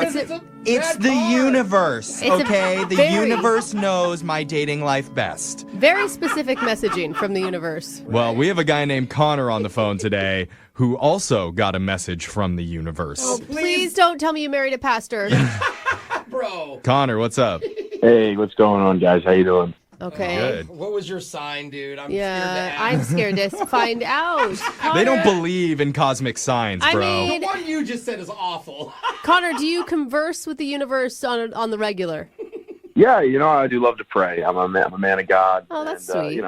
You open up your heart and you live with love. You never know what might happen, so you got to be open to it. Catch? Awesome. Oh, okay. The guy says, I believe in God, and all of a sudden you're like, oh my God, you're a sweetheart. Meanwhile, I'm crazy over here talking about signs from the universe. You're a hypocrite. Because you're divorcing someone based on a car breaking down, and he's trying to live with love, That's God Jeffrey. telling you. God's stepping in. He's trying to live Connor with gets love. me. Yeah, just right. Once you say God, it makes complete Yeah, sense. no argument there. But sorry, Connor. Go ahead. No worries. Connor is so chill. Yeah, I think you just live with love, my man. It'll come. Oh, okay. Yeah. That's good encouragement, Connor. Who did you meet? Well, I met Erin, and I met her on Christian Singles, so I guess that might be the sign he's referring to, as we were both on the Christian Singles dating app. I don't think that's a sign. I think that's just an algorithm working correctly to match you up with someone. Again, I'm not blind to that, but I think just since we're both on that platform, I guess we would have the same beliefs in general. So you're kind of having a smaller pond to fish in, I guess you could say. Okay. But the funny thing is, this isn't the first time we matched on the app. So about a year ago, me and the same girl, we matched and we started talking, and we wanted to meet up, and then she actually ghosted me. Oh. Yeah, I don't really know why. She just kind of stopped talking to me. That's not very Christian. Yeah, not Christian of her at all. Is it, if it's on a Christian dating app, is it angeling you instead of ghosting? I love it. That's a good one. You might have to copyright that one, sell it to them. But you get that. Like, it happens all the time on these apps. Yeah. So a year later, I took some new photos, spruced up the profile a little bit, and we ended up matching again. So I called her out. I was like, oh, so, you came crawling back to me. And I reminded her that we matched last year. She remembered and felt super embarrassed.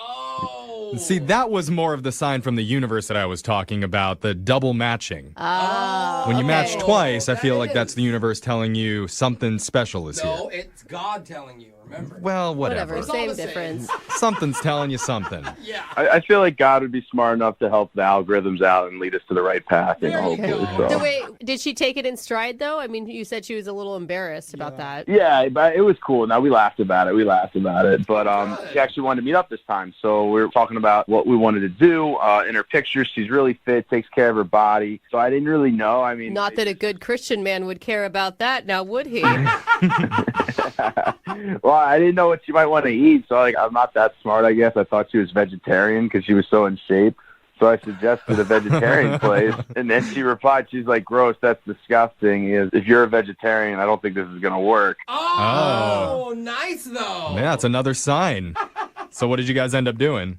So we actually ended up going to a barbecue joint, so that was the complete opposite. There you go. Dude. That's reading the signs correctly. You're getting it, Connor. Yeah. Exactly. So dinner was great. I got the ribs. She got a chicken dinner, and everything was really good, but she wanted to try mine.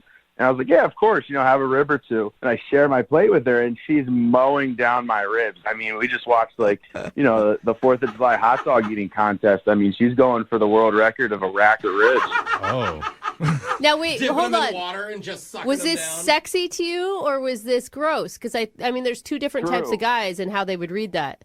In the moment, I was wicked hungry, right? I was like, slow down. I was like, easy there. Can I have a bite? Eventually I was just like, hey, could you stop and let me have some of my dinner? Yeah, did she laugh, or would she kept apologizing, but we were laughing about it. And then I made some jokes about how, there's no way I'm going to share a dessert with her. That's actually good, though. That's pretty funny. So overall, I thought it was awesome. At the end of the night, there was a pretty passionate kiss. I think I got a little riblet out of her teeth. Come on. Dude. Were you flossing her teeth with your tongue? Yeah, you didn't get to enjoy the dinner there, so I got it a little later. Yeah, a little second meal in there. That's nice. You did not say that to her after you were done kissing her, did you? Yeah, that's not cute. No, I didn't. Okay. Good. Because that really just turned me off. So, but overall, I thought it went well. I thought it was 100% chance we would get to have a second date. But since then, I haven't spoken to her. And I thought it went really, really well. So I'm just trying to figure out what went on. So that's why I'm here. What do you think could possibly be the reason that she's not calling back? I don't know. Maybe she was mad about me not letting her eat all the ribs. But we were joking. Everything seemed fun. It all seemed kosher to me. So. Did you ever find out the reason she ghosted you the first time a year ago? No. I mean, that was just online. So I feel like that's pretty standard. Just sometimes just stop talking. Yeah. Well, here's what we're going to do. We're going to play a song for you, Connor. It's just for you, by the way. No one else is allowed to listen, just Connor. Everyone turn your radios down. Yeah, but when we're done with the song, we're going to come back. We'll call Aaron for you, and we'll get you your second date update, okay? All right, sounds good. All right. If you're just tuning in for the second date update, we're on the phone with a good Christian man named Connor. Yes. So I think before we continue any further, we should probably bless this phone call. You can't. Connor, would you like to say grace over this call? Because I'm Jewish. I don't know how it works. Sure. I think we can all come together. All right. Do we close our eyes and hold hands? Let's just do it. Not happening. I'm Catholic. All right. We don't do this stuff. We can do it. All right. Let's all take a deep breath. Okay. And just thank our Heavenly Father for bringing us together today in the quest of real love and friendship. We realize that there are ups and downs and misunderstandings and opportunities to just keep getting better and lead our lives with love and lead our lives with truth. All right, Connor, Amen. I don't want to interrupt, but we got to wrap this up. Yeah. Can you do the abbreviated version of the prayer? Oh, I wrapped it up. That was it, baby. Yeah. Oh, okay. I think we're supposed to say, you're Jewish, you say amen at the end. Amen. Hashtag hotties for God. Yeah. No, we do not hashtag prayer. No, you don't? I kind of like it. I don't know how I'm this not Christian opposed. thing works. Hey, coming to the new Anyway. millennial. Oh my gosh. If you're just tuning in, Connor is trying to get a hold of a woman he met on Christian's single name, Erin. They went out to get barbecue together, had a really good time. They swapped dishes. And then at the end of the night, they even shared a very saucy, no pun intended, kiss. Yeah, a lot more swapping there. Yeah, barbecue saucy kiss. And it was really great.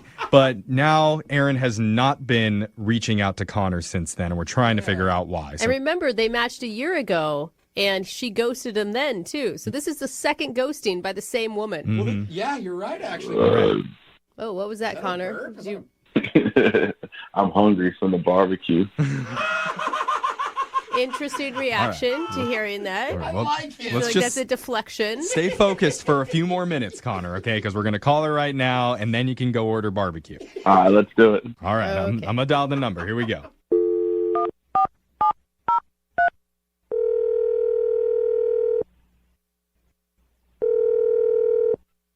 Hello? Hi, can I speak to Erin, please? This is Erin. Hi, Erin. How are you doing? My name's Jeffrey from the radio show Brooke and Jeffrey in the Morning. Hi. Hi. Hi. You have a moment to talk with us? What's up? What's happening? Not much. We're just doing a little segment that we do all the time on our show called the Second Date Update. It's where if you go out on a date with someone and afterwards you're not calling them back, you can reach out to us and we'll call that person for you to figure out the reason why. Okay. And we're reaching out to you today because you recently went on a date with a guy named Connor. Oh, yeah. That's not going to happen, so no need. Really? Yeah, no need. Why would you not just call him back and tell him why or something?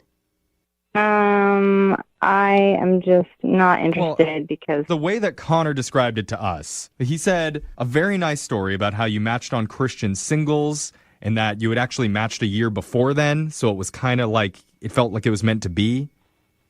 Mm-hmm. Okay. Someone read that sign differently. Yeah. Well, he said that you guys eventually went to a barbecue place together, and it even ended with a very passionate, smoky barbecue-flavored kiss. So did I get any of that wrong, or what did I miss? Well, I mean, that was all accurate, but there is something that he doesn't know that happened after the date that really just made me like, nope. It happened after the date? Yeah. Did he do something, or did you find something out about him? Yeah. Well, both. I saw him after the date. What do you mean you saw him? Well, we were going out of the parking lot, going kind of like the same way. Okay. So I was like right behind him. He didn't notice me or anything. Okay. And I saw him like put on his blinker, and I don't know. Maybe I shouldn't have done this part, but I just started to follow him because. Oh no. He was going in a different direction, like from where he said he lived. So I was. Well, maybe he just needed to get gas for his car. Or maybe it's not your, it's one date. It's none of your business where he's going. And maybe the best thing. Well, I mean, at that point it was harmless. I was just like curious. So anyway, I followed him, and first he pulled up to an ATM. Okay. But then he gets back in his car and he like drives a block and pulls into this parking lot for a gentleman's club. Okay. And then he goes inside. Okay. So wait, are you against strippers? Yeah, what? Or are you just not liking it that it happened after your date? I just thought, like, how classless and weird. Right after a date with me, he goes there to, like, get his jollies or something. That was just, like, just freaked me out. It's a little strange after a first date to go to a strip club, I think. I mean, he said you guys shared a pretty passionate kiss at the end of the night, so maybe you riled him up a little bit. Oh, it's her fault. Okay, unacceptable. I mean, is there any way there could be an explanation as to why he's there? Like his mom works there as a bartender or something? Yeah. That would be the worst possible source. But anyway, the worst part of it all, the next day I'm driving, because it's kind of on my way back and forth from my house past this gentleman's club, and his car is still in the parking lot. Okay, but you're stalking him at this point. No, I was just driving past because that's my route. Okay. But there's his car, and I don't know. I mean, obviously he got wasted and Ubered home or something, or went home with someone. I don't know. It's just all of it's too too sketchy. Well, I mean, there could be. I mean, I know it's maybe out of the realm of possibility, but there could be an explanation for this. What could that possibly be? I wonder the same thing, and I think that's why I should probably tell you at this point. Connor's been on the other line listening, and he's heard everything that you said. So let's just ask him. Connor. Yeah. You naughty little Christian boy. What were you doing? It's always those ones, isn't it? And go into very, very, very great detail when you tell us. Sure. I mean, my first gosh. off, I'm just a little taken back that you were keeping tabs on me. I don't know if I should be alarmed or flattered, but neither. So when we were on our date, as it was winding down, I was getting text messages from my friend and people who I also don't know on my friend's phone. So my friend, as a Lord-loving man himself, has some vices, and his vice seems to be the club with the dollar bills. And he went to the club after a couple drinks, didn't have the right amount of funds, and started getting lap dances on credit. As we all know, that's probably not a good idea in general. I didn't know that was a thing. Wait, you can do that? I'm going to the strip club now. Wait. I don't think it is a thing because I started getting calls from the club bouncer that they were going to take this guy out back and teach him a lesson. Well, the club bouncer has your phone number, and you certainly seem to know a lot about how things work in there, so it sounds like you're a regular. Come on, be honest, Connor. You can't be Jeffrey and Brooke, you guys didn't hear the story. Oh, okay, They were calling me from my friend's phone. So my friend's drunk. He owes a couple grand of backroom dances. They're calling me, and they're saying, hey, like, if you want to come get your boy and bail him out or else. So I didn't want to let my friend go down that road and get his, beat up and get hurt. So I went over there. I got some money. I got him out there. I didn't want to leave his car there because they were going to probably mess up his car if he left it overnight. So I decided to drive his car home, and I got him out of there. Do you believe him? I don't know, but it just sounds like they're covering up something to me. That's just what it sounds like. As a God-fearing Christian man, it's hard to cover up the truth. So I got to put it out there, and I guess we can all make our final decisions. I feel like the lies in the specifics. I mean, how specific can you get? I can show you the text messages of this guy pounding me for money. He wouldn't offer Okay, that. here's where my issue lies, though. Why are you so defensive about it if it's all the truth? Because I don't want to ruin a fun relationship. We had a great time. Like, I want to go out on a second date. I like this person. Why? So now I'm going to lose it over something that I thought might be in years future. Hopefully my friend will look back and say, "Wow, my buddy bailed me out. Like, I thought I did the right thing." You did, bro. You did the right thing. What are you thinking, Aaron? After hearing that description, I mean, That's pretty good, Aaron. I'm inclined to believe him. I don't even know. Come on, it's worth a second chance. Isn't that what they teach in the Bible? Like multiple chances? Need LASIK? Trust the experienced team at the LASIK Center at Evergreen Eye Center. No glasses, no contacts, no limits. What will you do? LASIK at evergreen.com. Moving 92.5. Brooke and Jubal's second date update. Today's second dater met the girl he went out with, where I've met almost every single girl I've ever dated. ChristianMingle.com. Member of that site since it started. I just love it so much. That's where Nathan apparently met the girl he wants us to call today. Nathan, what's up? How are you, man? Good. I love your show, guys. Thank you. Appreciate it. So tell us a little bit about meeting the girl you want us to call today. What's her name? Mia. Mia. Okay, so you met her on this website? Yeah, I did the normal thing where both expressed interest. I messaged her through the website, and from there it was off and on for a little bit, and then for about a month straight we were chatting probably almost every other night. Sometimes there'd be 3-4 days that go by, but it started progressing from there. So you guys talked a lot before you actually met in person? That's the thing. We actually haven't met in person yet. What? Yeah. This was a second date update. Kind of. Nathan's one of those guys that's date never actually happened. Yeah. I'm walking to the date, and I get a phone call from her, and she tells me that she's got an emergency and that she's going to have to cancel. She's flying to California. You were actually at the place that you're going to meet her, and she called you and said that she was flying to California? I mean, I was literally pulling into the restaurant practically. Oh, man. You didn't happen to notice if she was, like, in the restaurant or, like, in the vicinity of you when she called you, right? Like, maybe she was waiting for you and then saw you and didn't like your outfit and was like, oh, no, thank you. You didn't see her anywhere.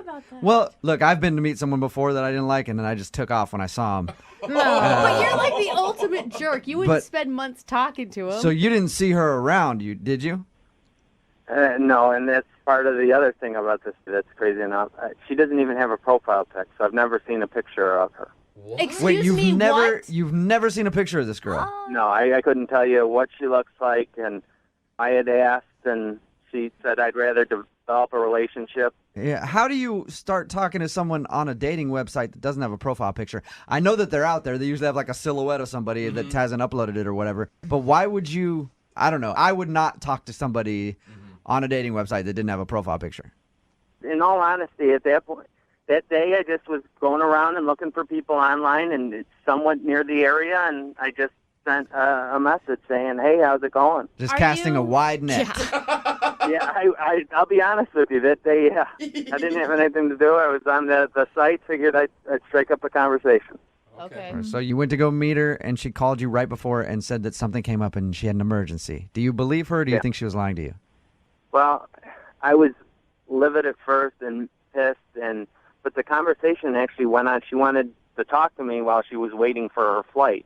Okay. So it made me believe her. And I sort of tried to ask her what was going on. Is there anything I could do? Well, Do you need any help? Nathan, let's face it. There's no way she's lying to you because you met her on a Christian website, and Christians don't lie. You know that she's telling the truth. But you actually stayed on the phone and chatted with her while she was waiting for her plane to leave. Yeah. Okay. And do you think that maybe you're getting catfished? Like she's just not who she says she is? I mean, I want to believe in the best, but I've texted her a few times since, and I haven't gotten messages back. So Nothing at this back. point, there's a large portion of me that's thinking, what in God's name is going on? I don't know if it's a kid, a boyfriend there, ex-husband. I don't know how long she's in California for. I just don't know what's going on at all. And how long ago has it been since you talked? About 5 days. It's been about 5 days since you actually spoke with her. Yep. Still an emergency. You don't think she might need a little more time with whatever it is?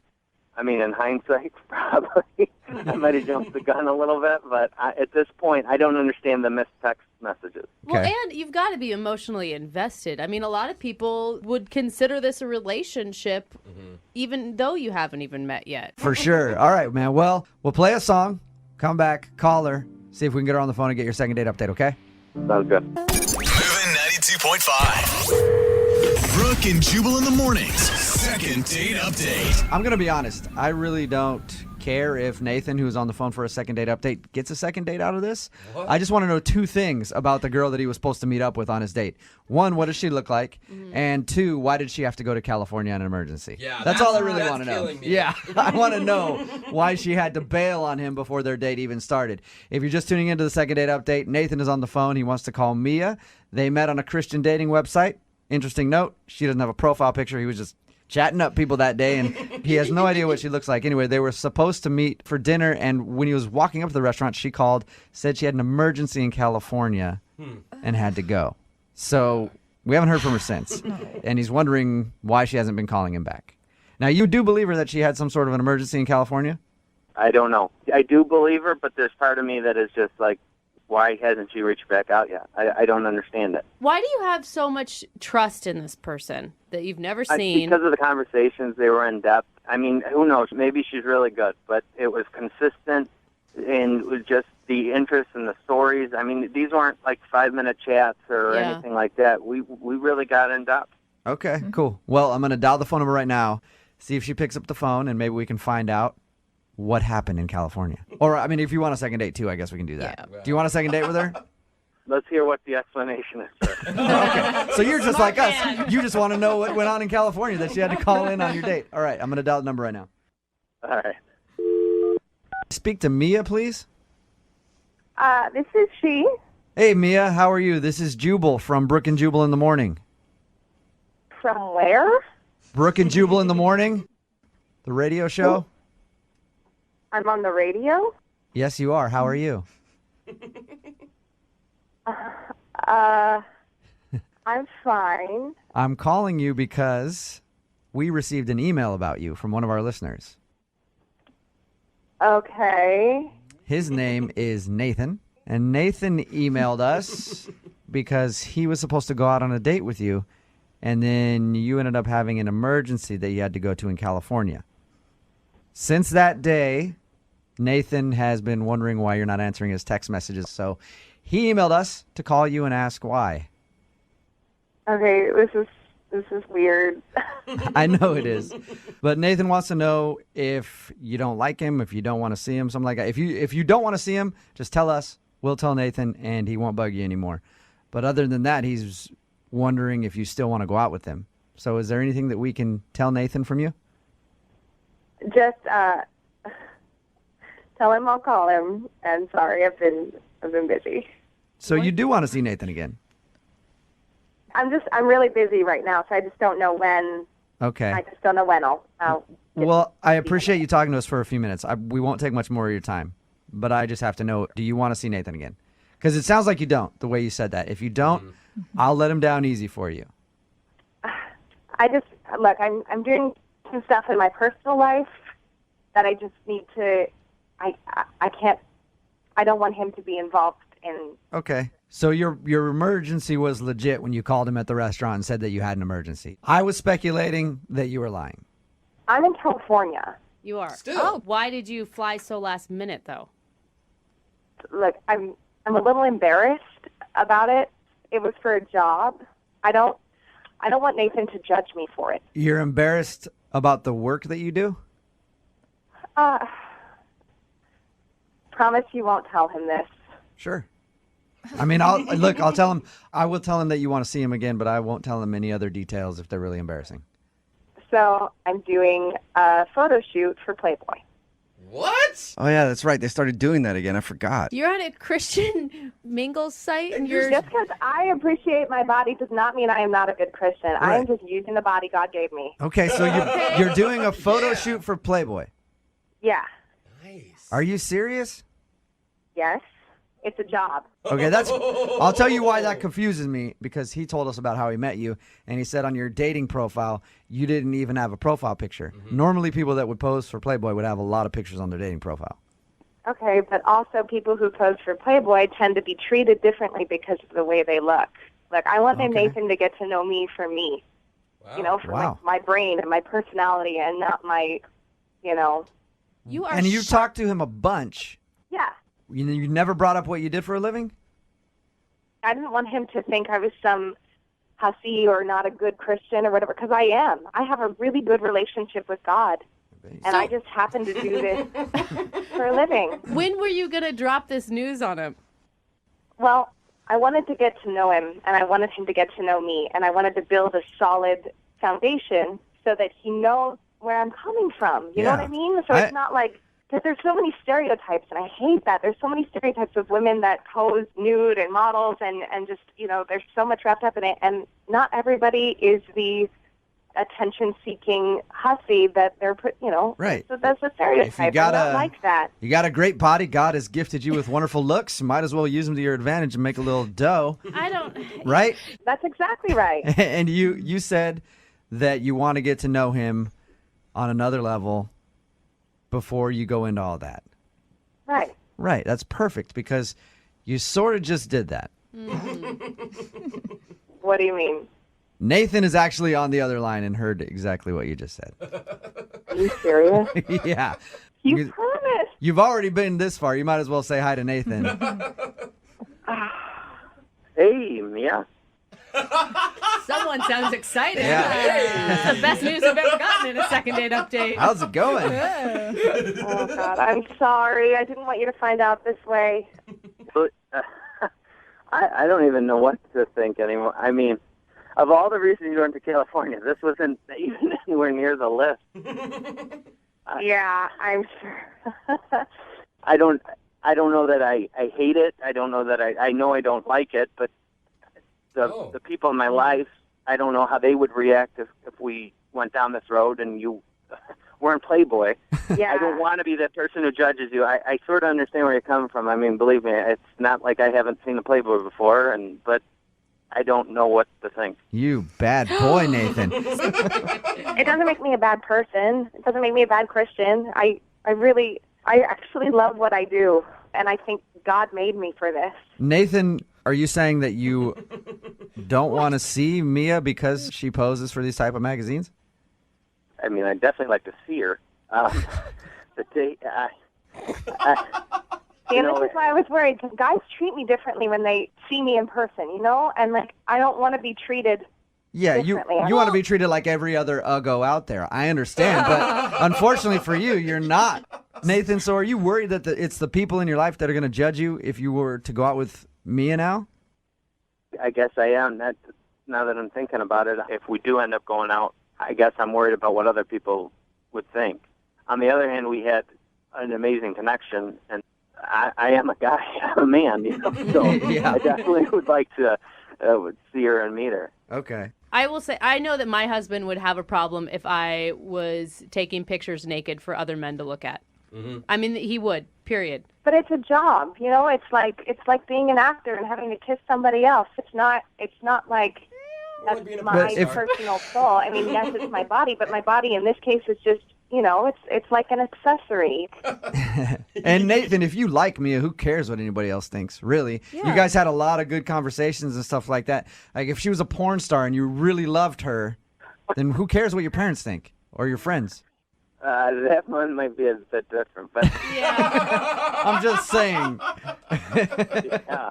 Love conquers all, right? Yeah, so would you go out... Okay, Mia, would you go out with Nathan again? We'll pay for a second date. Please. You guys didn't even really go out in the first time, so would you go out with Nathan officially? I mean, if he doesn't think I'm a bad Christian. Okay. Nathan, are you going to be an idiot and pass up a date with a Playboy model? I will pay for it. Mia, how long are you even going to be in California for? Honestly, I don't know. This is kind of a big job opportunity for me, and I really want to not blow it, so... At the end of the day, we had an unbelievable connection, and I did, at the very least, like to meet her in person and see if the chemistry is there in person as well. Sweet. Yes. Awesome. Woo-hoo. You guys can talk about it more in depth in person. Mm-hmm. That sounds good. And Mia, just another question. What issues are you in? Oh, come on. Like Miss October? I want to know. It's show research. Yeah, no.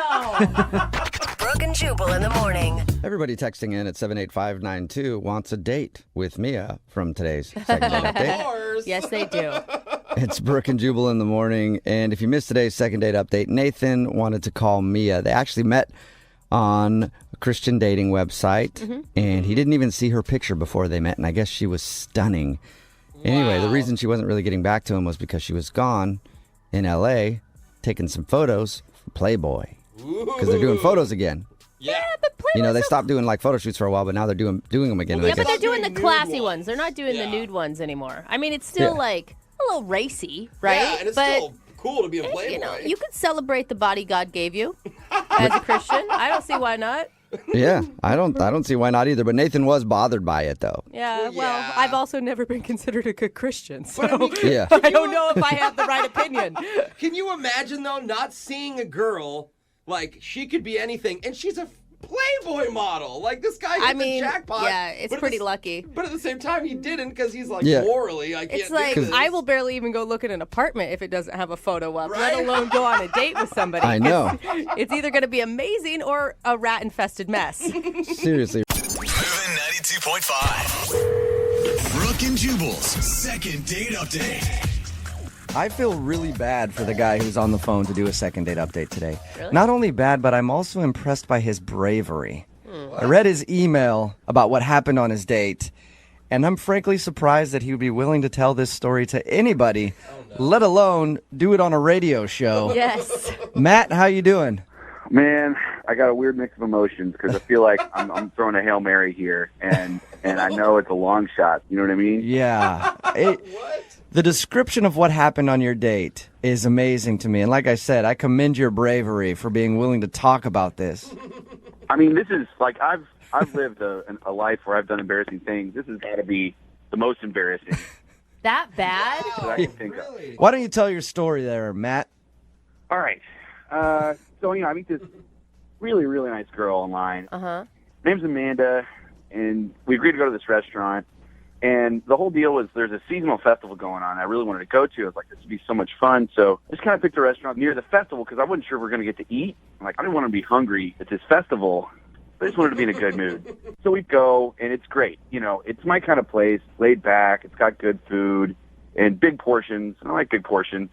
So I love how men pick restaurants. You don't have to dress up, and I can eat a lot. well, you know, I wanted to see because she kept saying, like, in all our profile and stuff like that, she's laid back and just like to have fun. And, like, I was hoping that translated to just like to eat. And we ordered cheesy fries. They were massive. She dug in with me, you know, like it was just, oh, good, cool. It's going to be fun. We can, like, eat together. I want to get to what happened and the reason why you think she's not calling you back. Yeah, but hold on. I didn't even tell you about the steak. The steak was incredible. Like, I really thought this was going to be like an average steak. You don't understand. I went back and shook hands with the chef. That's how good the steak was. Wow. This was incredible. Whoa. I have not had a steak at a restaurant this good for the price. Were you excited about your date? Is this a second date or a commercial for this restaurant? I'm just telling you, this was the one good part. And sometimes I'll go on dates and I love the food and I'll feel shamed by my date. But she didn't do that. She was just like, yeah, cool. I like a guy who can eat. Why are you eating so much food? Jeez. All right, because I hadn't eaten all day and it's a festival. We're going to walk around a long time. I didn't want to just be hungry, you know, while we're at the festival. Because I can get kind of grumpy. So I wanted to be on my A game and fill my belly. Oh, my God. Chili cheese fries and steak is already enough. Hey, I didn't even tell you about the dessert. My God. So we get one of those giant, like, ice cream brownie sundae things. Oh, my gosh. And all I'm going to say, I know you don't want me to, like, go on and on and on, but, oh, my gosh, that whipped cream, it was like, I don't know. It was like there was a group of people in the back that were making it by hand, and that was their only job, was just to make this whipped cream. I mean, after reading your email, how in the world can you still be talking about the food with the situation that happened after you ate? I want to know what happened. You do want to know what I happened. just need to understand, like, I was so happy. This is the happiest I've been on a date at this point. All right. And so, like, that's why. So, like, we ate. This is great. Let's go. So it's just like we're walking. I start burbling. You know, my stomach starts burbling. I'm like, oh, no, I got to go. I should have gone. There's, like, we're kind of far from the restaurant now. Like, just, like, want to keep moving. And I didn't really want to say anything. You know what I mean? I just didn't feel comfortable yet saying, oh, I just got to drop a giant deuce, you know? So, like, yeah, it's usually bad first date etiquette to bring that up. Yes. I didn't want to do that. So, like, we walked by this department store, and I was like, oh, yeah, I forgot. I got to buy a gift for one of my coworkers. I'll just go in here real quick because it's tomorrow. It's my only chance if I don't buy it now. So I knew I'll just be in and out real quick. And so I go in, and the bathroom is on, like, the 5th floor. It's, like, escalators. So I'm, like, running up the escalators, like, carefully, because now I'm at the point where it's very sensitive and I can just lose it all. Oh, my God. Any second I can feel it. And so I'm just so careful. Detail. You know, like that run you do when you're trying to be careful not to spill it? Yeah. So I don't. I get up there. I get to the 5th floor. I'm so excited. And there's a guy with a mop, and he's cleaning. And he's like, you're not coming in here. Oh, no. And then, like, the woman's bathroom. I can go in the woman's bathroom, but, like, a woman goes in, and I'm not going to go in while there's a woman in there. That's just so... You don't need, like, assault charges or indecency charges on your first date. So I'm like, okay, I can hold it a little bit longer. So I run and clinch down. I'm running and clinching. I'm going down the escalators. I run out the front. She's like, what are you doing? Are you done? I was like, I gotta go. I'll be right back. And I'm like running back to the restaurant. It's like, you know what? I paid there. I can go. I can use the bathroom. And by the time I get to the restaurant, I got a pretty good sprint coming on. And everything I have to hold this in. I burst the door open. It knocks over this old man. The old man falls to the floor. I don't stop. Someone says, he knocked over an old man. I don't have time to apologize or stop. I go to the bathroom, and I just go in. And I'm like a sweating, heaving mess of shame. And I sit there on the pot, and I just, like, I destroyed that bathroom. Oh, my God. I was disgusted by myself on so many levels. And I'm just sitting there, and it's, like, taking so long. I just wanted to go fast. Like 15 minutes, which is such a long time. Especially after you've run up to the top of a department store and then sprinted back down, sprinted by your date, and she's like, where are you going? So, yeah, she's texting me. She's like, what's going on? What's going on? It's like, it's fine. I'll be right back. And I was like, I'm good. I'm like, done. And I stand up, and I look at my pants, and I had splattered my pants in the process. What? And I was like, this is not going to work. Did you just say disgusting? I don't get it. You didn't realize that you pooped your pants before you went into the bathroom? I was in a dark place. I don't know how to explain. This was not like a normal situation. I mean, I'm in there freaking out about knocking over this man. Like I was like, I gotta go home. I gotta go home and get a change of pants. Do you live close to this place? No, I live like 10 minutes away if there's no light. Oh, you know what I mean? So I went out the back door of this restaurant because I don't want to run into this old man or his family or anyone. So I go out the back door and I drive home. I barely, I get home. I change my pants. She texts me, "Screw you! I can't believe you ditched me." And I was like, "Oh no." And is that the last thing you heard from her? Yeah, because I knew there's no coming back from that. I didn't know what to do. I just, Did you try to apologize and explain what happened? I mean, I said I'm sorry, but I knew that if I did a lot, I felt like it would make it worse. So I just said I was sorry. Oh my God, my brain is still spitting from your really detailed story about pooping yourself. Why would you ever think it's okay to leave a woman on the street for how long? In the end, it was 35, 40 minutes. Yeah, no wonder she's not calling you back. I mean, you know what happened, obviously. Yeah, I know. That's why that's why I said Hail Mary at the beginning of this conversation. But I had such a good time. You have to understand, she really is cool. Okay. I met this really cool girl who's fun and has a good sense of humor. And for some reason, I just freaked out. Well, you're gonna have to see how cool she is when we get her on the phone and you tell her the actual story of what happened. Oh, I don't know. I don't want to tell her all the details. We can just tell her generally what happened, and then see if she'll go out with me again. We don't have to give every example.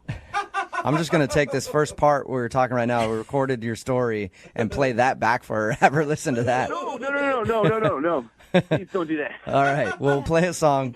Come back. I Call love her. you guys. I'm a big fan of you. Please. All right.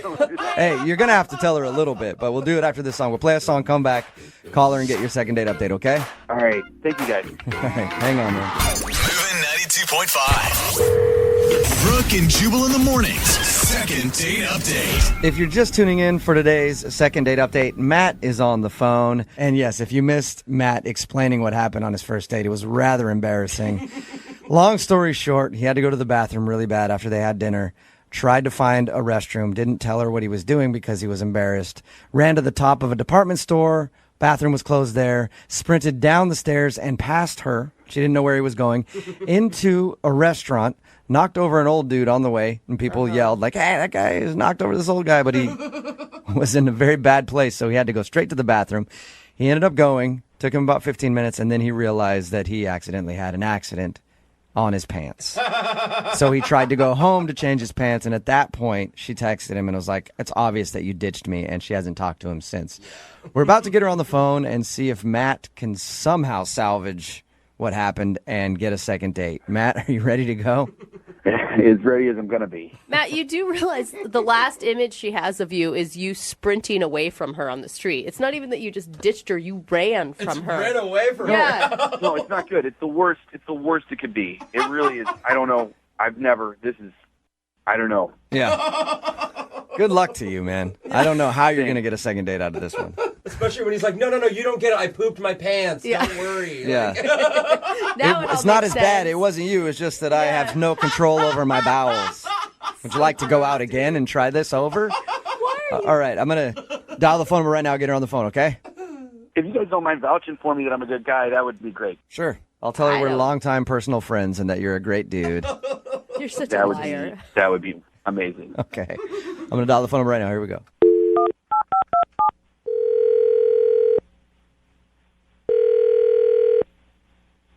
Hello. Hi, can I speak to Amanda, please? This is. Hello, Amanda. How are you? This is Jubal from Brooke and Jubal in the Morning. It's a radio show? We host a morning radio show, and one of our listeners actually emailed us about you to see if we could get you on the phone. About me? Mm-hmm. It's called the second date update. Basically, if you go out on a date with somebody and don't call them back after the date, they email us to see if we can get you on the phone and find out what went wrong. I think we kind of know what went wrong on your date. But I could be wrong. The guy that emailed us, his name is Matt. He wanted you to call me? Yes, he did. I can't even imagine why. Yeah, he said that he really enjoyed your date. Well, that's pretty interesting, because he's the one that ditched me, so I'm not really sure. Amanda, what if I told you that he had a really good reason for having to leave your date? I don't think there is a good reason. There's pretty much nothing that could make me say, "Oh, that makes sense." Really?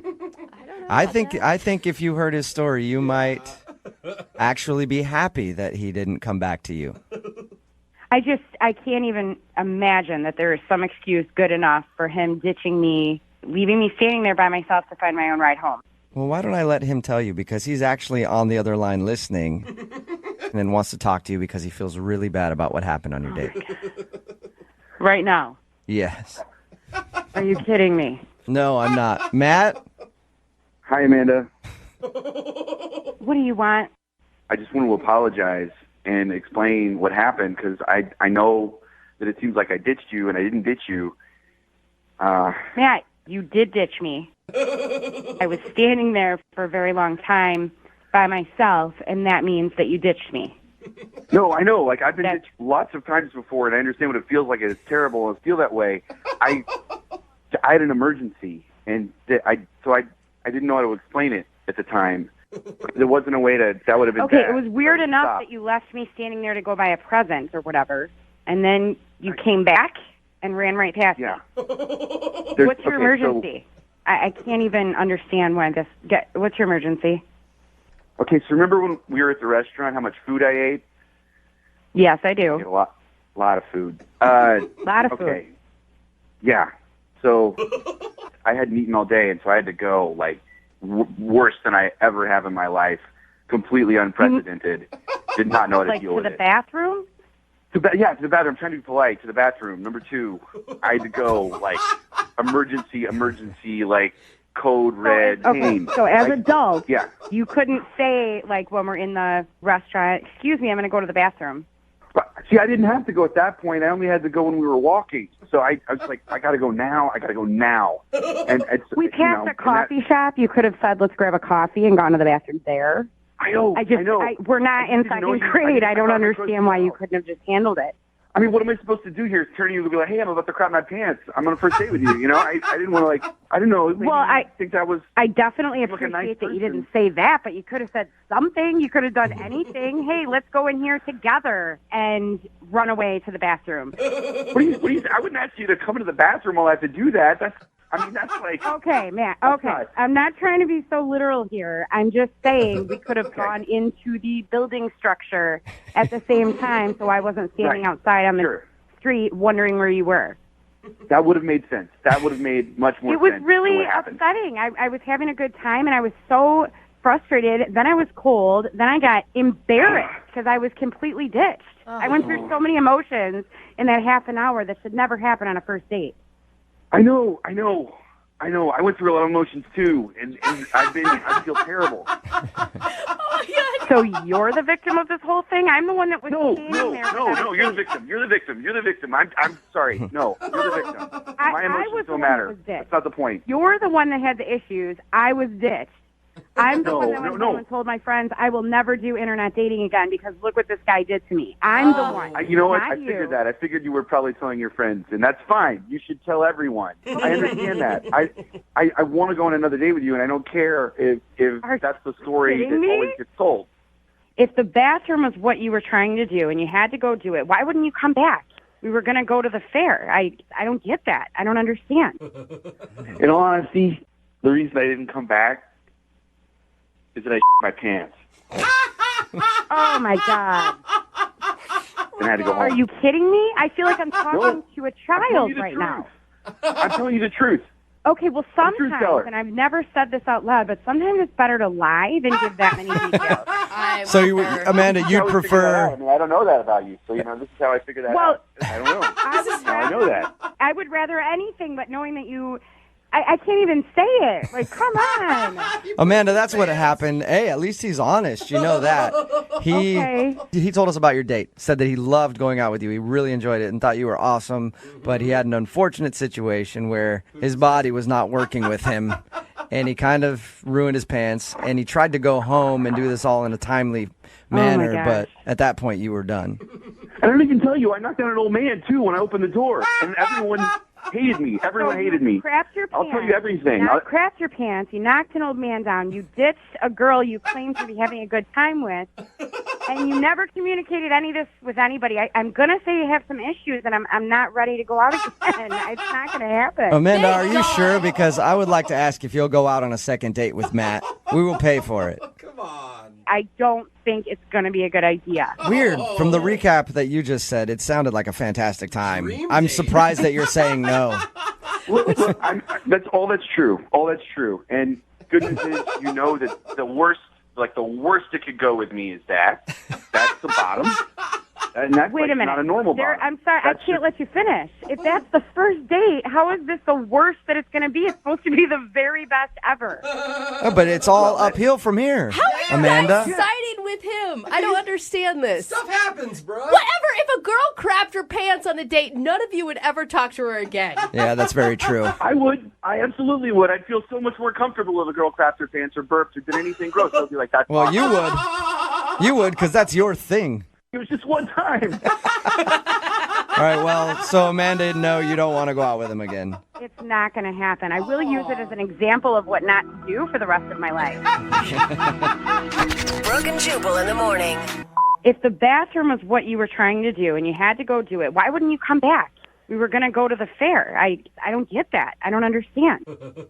In all honesty, the reason I didn't come back is that I my pants. Oh, my God.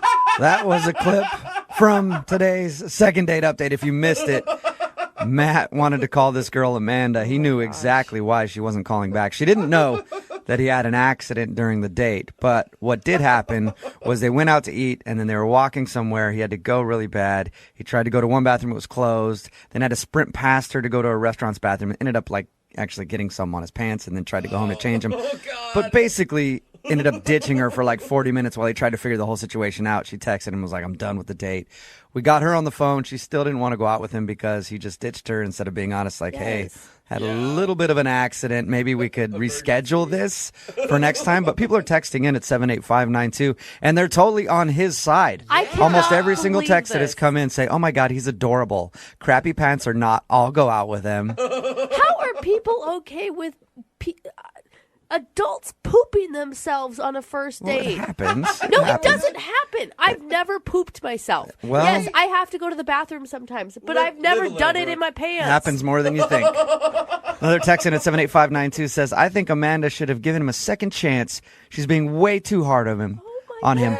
No one can control what happens to their bodies sometimes. But even if he never texted her once in those 40 minutes saying, hold on, I had an emergency, I have to run home. He never, she I was think just either way, standing there without any knowledge. Yeah, I wouldn't know how to anything. handle that either, because if you're honest, she's like, ooh, gross, I don't want to see this guy again. Just say you had an emergency. Yeah. You don't have to go into detail No, about how what fake does happened that to your sound? pants. How Yeah. fake does that sound? You run past her head. It sounds like you're lying. Yeah, you know. Oh So my either God, way, he's guys. screwed. But good news is, a lot of people texting in at 78592 would love to date Mr. Crappy Pants, so that's good. Need LASIK? Trust the experienced team at the LASIK Center at Evergreen Eye Center. No glasses, no contacts, no limits. What will you do? LASIK at evergreen.com. Moving 92.5. Brooke and Jubal's second date update. People do all sorts of different things to get over breakups. Like some people will change their appearance, maybe haircut or plastic surgery. Some people will stalk their ex on social media or even stalk them in person and follow them around to see if they're seeing anybody else. And then some people, like Lucille, who's on the phone, will do something incredibly weird. Weirder than what you just said. Yeah, like something I've never heard of before. What? Like they'll go on another date. Jubal, that's normal. Like they'll go on a date with somebody new. That's weird to me, Lucille. Oh, God. I had to give it another try. Yeah, but geez, come on, take some time and totally freak out and have a breakdown first. Yeah, I ate my share of ice cream. Oh, Okay. my God. Whatever you do, do not take breakup advice from Jubal Flag, okay? Well, your email said that you're recently out of a breakup and this was like the first date you were going on. So tell us a little bit about it. What's the dude's name? His name is Andrew. And this girl I work with had been going crazy, just saying, oh, my gosh, he's perfect for you. You have to go out with him. He was made for you, la, la, la. And finally, after enough ice cream, I was like, okay, I'm ready to get back out there again. That's a lot of pressure, though, to set it up like that. Like, this is the guy. Yeah. But, I have to say, he seemed really great, but it was a weird night. You cried a bunch about your ex while you guys were out on a date? Gets weird. I'm really proud of myself that that's not what was going on. But literally, like, as I was driving to meet him for dinner, I got a call and found out that a bunch of my friends from work had just been fired. And oh, no. That's including my friend who set us up. Dude, that sucks. That sucks. That's like the worst news. And you weren't fired, just all your friends were? No, I wasn't. But yeah, there was a whole group. And so like, I found this out like just minutes before I'm walking in the door to meet him. And so my phone is blowing up. Everybody's texting, trying to figure out who all is impacted and what happened and why. And you were offended. You're like, why does nobody care that I have a date? I understand. Why has it got to be all about them, you know? But it really was. It was so, that was so heartbreaking. And I was so wrapped up in that this is so embarrassing. I kept looking at my phone and I was dealing with all this stuff. When I looked at my phone again, Andrew had texted me a picture of the menu. Oh, man. That's when I was trying so hard not to, I just kept saying, I'm so sorry, I have something big going on right now, because I didn't want to spill the beans. It's our mutual friend who was one of the people impacted, and I felt like it really wasn't my place to share that. So he didn't even know exactly why you were obsessed with your phone. No, I was trying so hard not to ruin the date. At the same time, my heart was like breaking for all my friends. Yeah. I wanted to be there, and I wanted to give it a shot. And obviously, I just didn't do a good job of that. Did you ever tell him why you were obsessed with your phone? When he sent me a picture of the menu as a text and asked if I thought, maybe I'd want to order at some point, that's when, I wanted to cry, because I'm realizing that I'm completely ignoring this great guy who's sitting in front of me. He has no idea why, and just thinks I'm a total jerk who, can't get off of my phone. So that's when I was like, okay, I have to tell you something. It's like I just found out that a group of my friends, have been fired. And then he was super nice about it, and he suggested having a rain check and doing another time so I could go be with my friend. And yeah, totally. And you're so distracted. There's no way that you can put the right amount of energy into a date. Right, and it made me like him even more, because I felt like he was so understanding, instead of being like, well, you shouldn't have wasted my time, or he was just like, go take care of this, go be with your friends. So is that when you stood up from the table and ran out of the restaurant, or did you guys say goodbye? Oh, no, I said goodbye, and I said thank you so much, and because I could not have asked for anything more. He was so caring and considerate for me, and after I'd been kind of bad to him. So I'm guessing that you guys made out after that before you left. Just a real quick make out? No. Oh, no. Damn. Okay. No, I just left. I texted him later and thanked him again for being so considerate, and said that, I was looking forward to, rescheduling. And now, unfortunately, it hasn't happened. So why do you think that he doesn't want to go out with you again? I don't know. Maybe he didn't like what I was wearing. Maybe he didn't like the way I looked. Maybe he's just upset because, the whole thing, with me on the phone. Well, the good thing is it doesn't sound like you've been thinking about it at all. Oh, my gosh. I'm obsessed. It's upsetting. Yeah. It's really upsetting. I'm sure it was the shirt you had on. No. Men, I've heard, you wear the wrong sweater and everything's over. You never know, I swear. It's horrible, because I'm like, why is this not happening? Okay, well, we'll play a song, come back, and then call him and get your second date update, all right? Okay. Come up with a few more theories while we're waiting. Okay, I probably will. All right, hang on. Moving 92.5. Brooke and Jubal in the mornings. Second date update. Hey, Lucille? Yeah. Before we call the dude that you want to call today, I think maybe I figured it out. I think there was some mixed signals and you didn't pick up on something. What? What do you think I missed? So you showed up to the dinner, you're looking at your phone, and then he noticed so bad that he texted you a picture of the menu from across the table, and you saw that and were embarrassed, right? Yeah, that's horrible.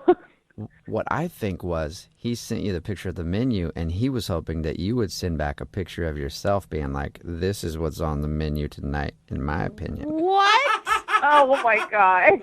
You missed the signal, and that's why he's not calling you back. If that was a signal, I don't think she wants him to call her back. Yeah, maybe he's not as great as I thought. All right, we're about to get him on the phone, and find out why he's not calling you back. And just to remind everybody, you had to leave the date early because you were so distracted, and he was actually pretty cool with it and understanding, but he is not really excited about setting up a second date. Yeah, that sums it up. He's just not really, trying to schedule a date. Okay, and your friend who set you up with this guy, who she thought this was going to be your dream guy, has she given you any report on what's going on? Well, since she just got fired, I feel bad because I didn't really want to bring it up with her. She kind of has other stuff to deal with. No, it's all about you. Come on. Yeah, seriously. In my world. Yeah. All right. Well, I'm going to dial his phone number right now and see if we can figure it out, okay? Okay. All right, here we go.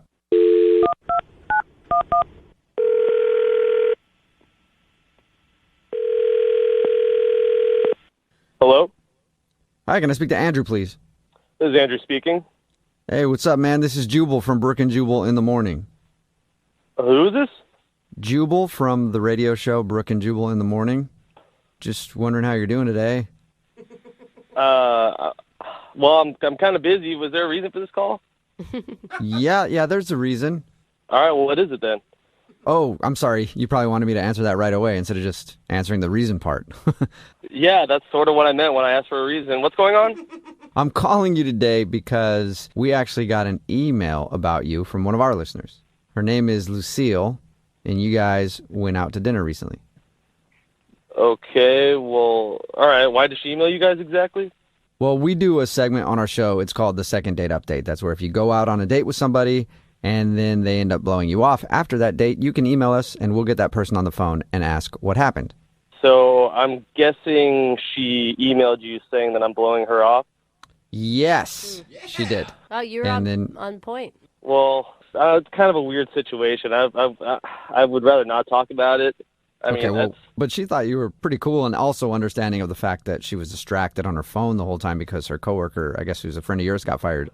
Right, that yeah. night. So I guess there was a huge, exodus at her work, and this was all happening kind of right when we sat down. And, Lucille just couldn't get out of her phone because of it. I got to give you props, too, for sending a picture of the menu when she was super distracted. That's a good move, man.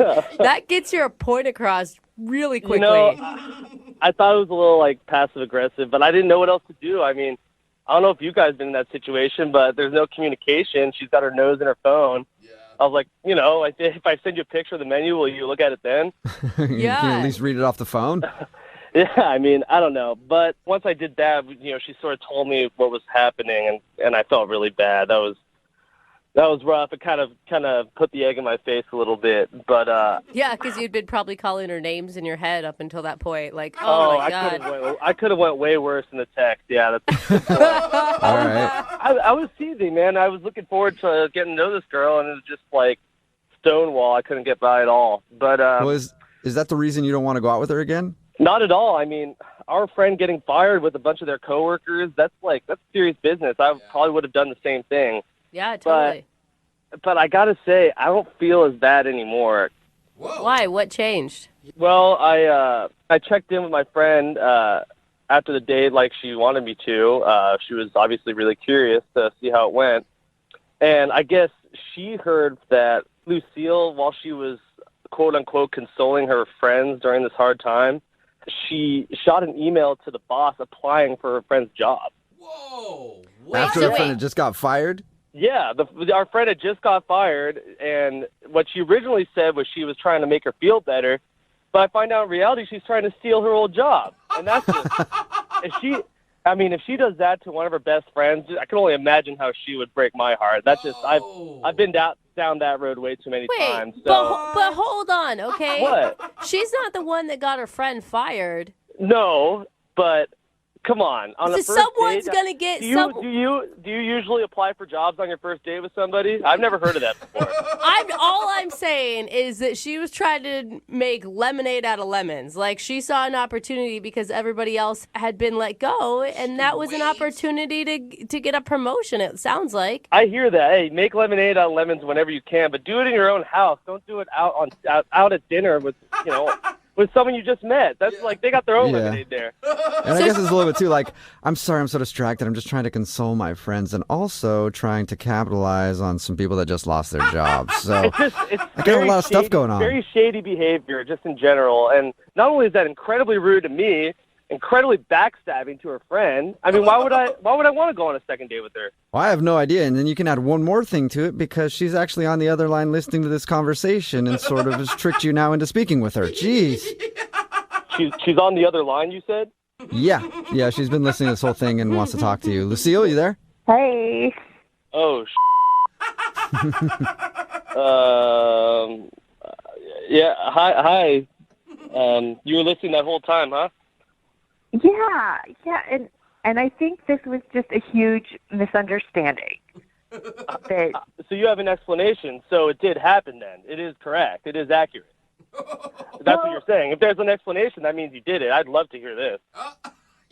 Well, I did. I emailed because I mean we all know when things like this happen, when they downsize and all that, they reorganize, they shift everything, and I was fairly new there. It's like I don't make a lot of money, and so I inquired to find out exactly what was happening, if jobs were going to be reposted, because I was hoping that it might be something that's really good for my skill set. So you don't feel bad about this at all? Are you listening to yourself? I'm sad for my friends, but you're sorry for your friend. You're trying to take her old job. Come on. It's not like she was going to get it back. Yeah. Good point. But this happened the absolute same night that she got fired, going behind her back trying to get that old job. I mean, I don't care how you justify that. That ain't right where I come from. Well, but I mean, clearly she didn't cut it. I mean, she's still my friend, but as far as work goes. Okay, so you told her all about it then, huh? Is that what you were texting her about at the same time? Were you consoling her and saying, "Oh, by the way, I'm going to go ahead and steal your old job"? No, I haven't told her yet, but it's not like it's a huge secret. I will tell her, but she's dealing with her situation. That's the last thing she needs to hear, that the job she lost could benefit me. Oh yeah. You're a real good friend. Yeah. That's great timing.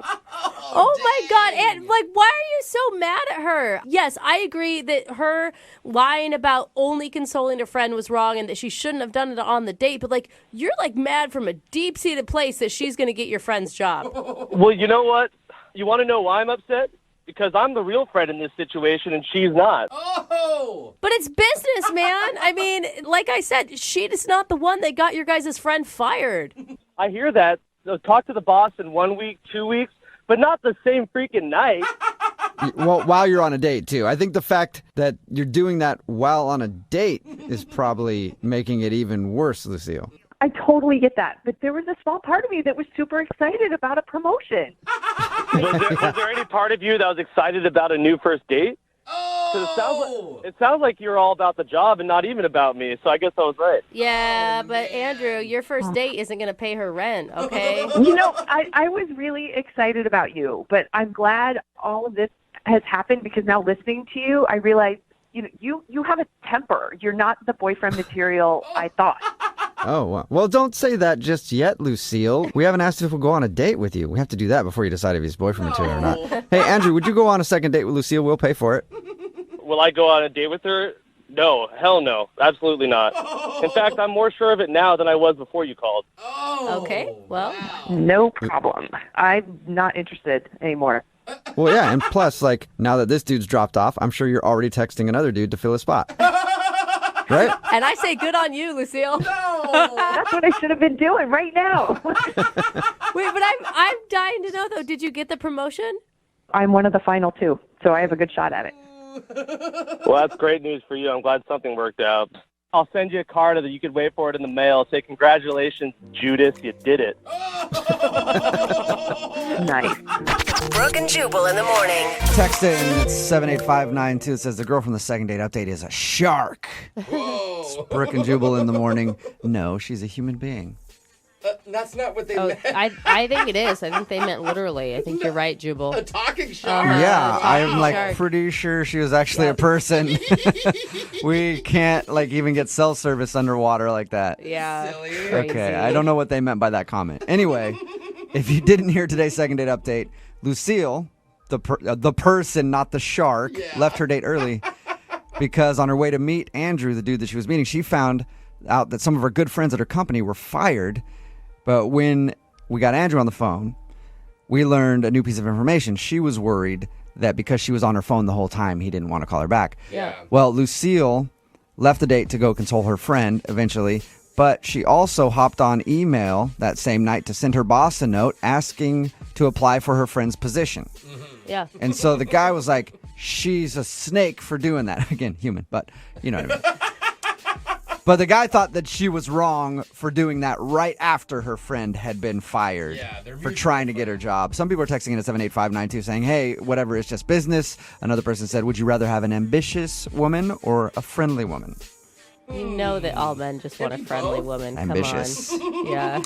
Yeah. Brooke says, why not? Screw your friendships over and get yours. That's not what I'm saying. I'm saying her timing wasn't right on the date. I agree. She should have waited till the morning when she could, be concentrated on one thing. But, dude, it's not wrong to apply for a job that's open. Just because you happen to be friends with the girl. It's not wrong at all. Well, I think... No way, man. Competition is fierce out there. And if you are not the first one at the door knocking, somebody else is going to get it. You can't wait for that stuff, I'm all for applying for the job as soon as possible because you have to get it. I'm all for planning some sort of recording device in their office to catch them saying bad things and then giving it to the boss so that position becomes open. I'm for a lot of that stuff. What I'm not for is sending that email in the middle of the date, though. I can understand. Moving 92.5. Second date update. There's a popular saying, third time's the charm. Mm-hmm. Yep. And there's also another popular saying, 3 strikes, you're out. Okay. That's good point.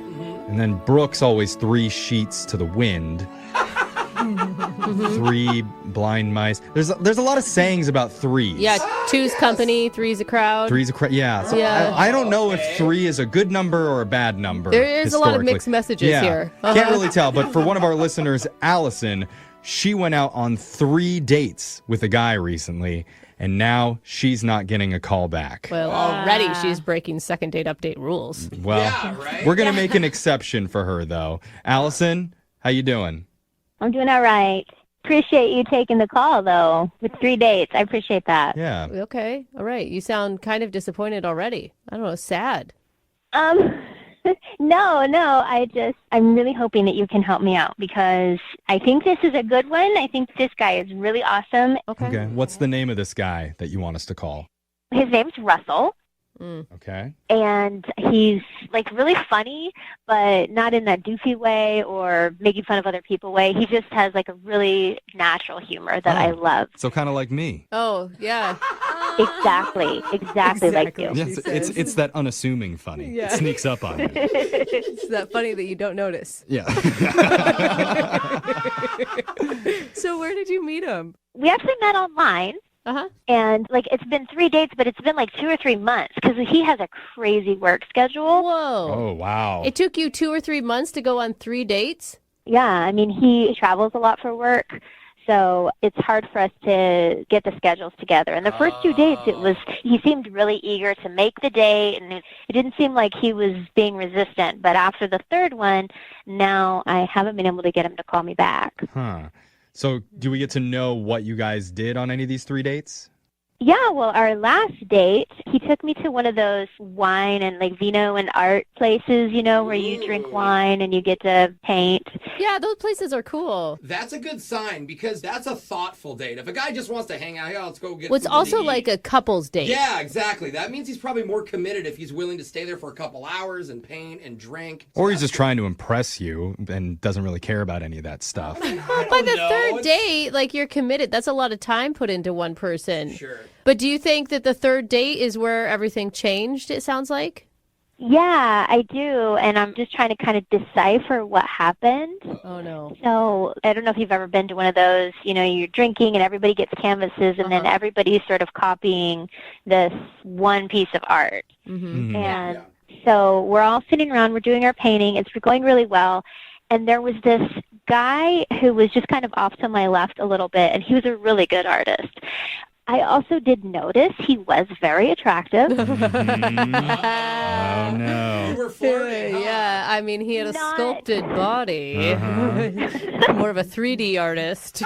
No, listen. He really he was not as attractive as Russell. Russell is really handsome. He's got this ruggedly handsome facial hair without looking like a bum. I'm totally into Russell. Okay. I'm glad that you said that, because if he does listen back to this, he should at least hear that. Yeah. But Cute. I mean, a little homeless. yeah. So was there an incident with hot guy to your left? Well, he seemed to be a really good artist, and I kind of started copying him a little, and I just caught myself looking over there more and more at what he was doing, and there were a couple times where Russell was talking to me, and like he'd notice me looking over there, and he'd stop, and he'd get kind of this weird look on his face, and I'd catch myself, and it was getting a little awkward. Because your eyes were actually on this guy's butt instead of his painting, or? Yeah. No, I'm afraid though that Russell does think I was checking him out the whole time. Well, you know what they say: women can't resist a guy with a paintbrush. I've never heard that. Oh. Yeah, Is that a thing? Oh no, is that not the It's saying? not a thing. Oh, okay. Yeah, it's a guitar maybe you're thinking of. Maybe that's what I was thinking of. Yeah. I mean, did he ever bring it up? Did he seem like a super jealous type of guy? No, he didn't bring it up, and I don't think that he is, because at the end of the date, things were a little bit awkward, but he kissed me goodnight, and things were in a good way, and I told him, that I wanted to see him some more, that I kind of was sorry that he was going to be on the road again, and I don't know if maybe that was it, like if he felt I was coming across too clingy, and... Did you guys make out at the end of the night or kiss or anything? Brooke, she already said that. Oh, sorry. Yeah. Sorry, Brooke was distracted thinking about the other painter's butts. Yeah, already. Or was it his big paintbrush? Right, yeah, exactly. There you go. So, is this a situation, since you guys are dating for several months, are you only seeing him, or are there other people in the picture here? As far as I know, it's just been the two of us, because he's really, really busy, and I don't know if he's got time. Right. But we haven't had like to sit down and let's talk exclusivity. Okay. You guys are taking it really, really slow. I mean, this is a snail's pace relationship. So. And in a relationship I've been in, you do take it very slow. You want to be sure when you make that commitment that it's going to stay. You don't want to rush into something. I don't know. All I'm thinking is third date and you didn't go home with him? Is that bad? Brooke was on the first date. Like, what is in your coffee cup today? Is there any wine in there? Like, you are out of sorts. I apologize for Brooke. Listen, but lean on us on this. Yeah, one. we're gonna throw Brooke into a shower, and while we do that, we're gonna play a song. We'll come back and we'll try and get you your second date update. Okay, Allison? All right, thank you. All right, hold on. Pablo Picasso, Michelangelo, Diego Velázquez. Well, I don't know who that is, but I believe you. They're all world-renowned painters, but more importantly, world-renowned lovers. How do you know Picasso was a good lover? He was, trust me. And one of our listeners, Allison, met her own sensual, suave artist. His name is Russell. Wait, I think you said Russell. Russell? Oh, yeah. Okay. Sorry. Something got stuck in my throat. But Russell, he's not like a professional painter, but they did go on a wine and painting date. Yeah. It was actually their third date, and after the watercolors dried, things have been kind of weird between them. I like that picture. Yeah. But there was another guy she mentioned that was sitting next to her in that class, and she says she couldn't stop looking at his amazing painting. Yeah, she was trying to copy what he was doing because he had a handle on it. And when I say painting, I don't know if that's code for something else, his amazing painting, but she's worried that maybe her date Russell noticed, and that's why he's been avoiding her. Yeah. I could see that. Are you nervous about this, Allison? I am a little, just because if it's just about the other guy, then that seems a little like Russell doesn't have to be worried. He should be a little more confident than that, and I don't like that it's that tenuous.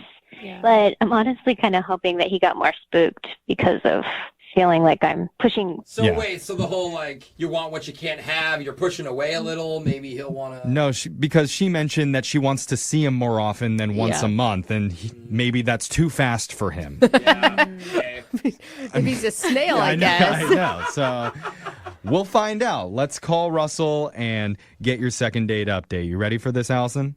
I'm ready. Let's do it. Okay, I'm going to dial the phone number right now.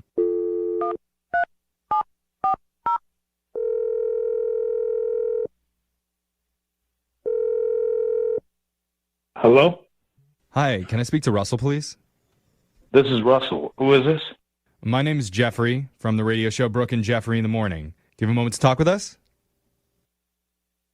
Hello? Russell? Oh, you're there. Okay. Did you just wake up, Russell? We wake you up? No, I'm just not used to random numbers calling my phone. Okay. But we have a good reason for calling you today. We're calling because we're doing something called a second date update. I'm going to assume you've never heard of that before. Nope. All right. Well, basically the way it works is if you go out with someone and afterwards, if they're not calling you back, you can email our show and we'll reach out to that person for you to try and figure out the reason why they're avoiding you. Do you know who might have emailed us about you? Is it Marty? He's kind of a prankster. Oh, no. Nope, Sorry. don't know Marty. This isn't a prank call. Yeah. We're trying to learn a little bit about your dating life, specifically about your dating life with a woman named Allison. Oh. Okay. All right. You know Allison, right? Yes. Okay. You're a little bit slow on the answers, but that's okay, because Allison says that you like to take things slow in your dating life, it seems. Apparently, you've been on 3 dates with her over the course of several months, and she tells us that you're a pretty busy dude.